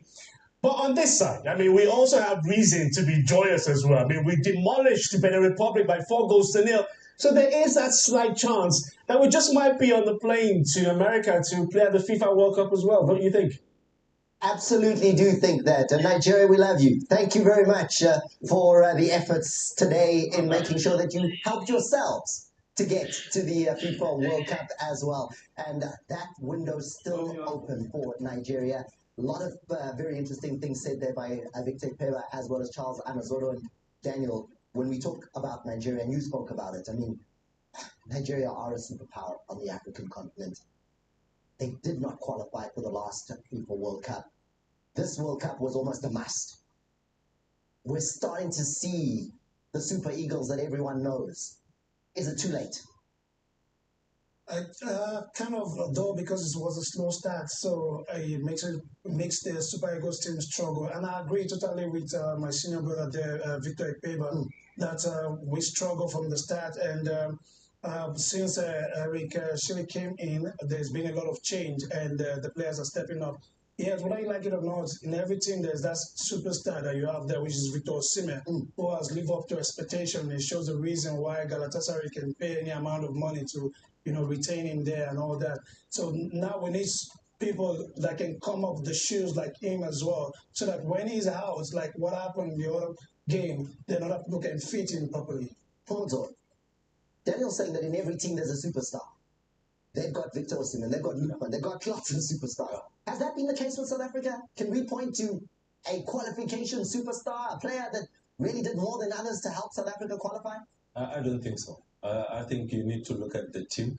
They worked collectively. There's no superstar in this Bafana team, according to me. I see players that are helping each other at all times. When we needed a superstar to keep clean sheet, it was the back four and Ronan Williams doing the job. When you need somebody to shield the back four, Mukwena was there with whoever he's partnered with. Up top, I think Nkota had his time to shine, Apollis at this time. I think today Mbule also shone. But these are South Africa, you can't really go to one man and say this man. Lyle Foster, when you needed him, he got the goals for Bafana. So I think overall teamwork. Teamwork has been the essence of Bafana's qualification, and that teamwork would not have been possible without all of you at home, making sure that you came to stadiums, you supported, you pushed, you motivated via the social media streets as well. Bafana have qualified for the World Cup 2026. Will include Bafana. South Africa's flag will be flying amongst the top 48 nations in the world. We're going to continue that conversation. Stay with us right here on your World of Champions.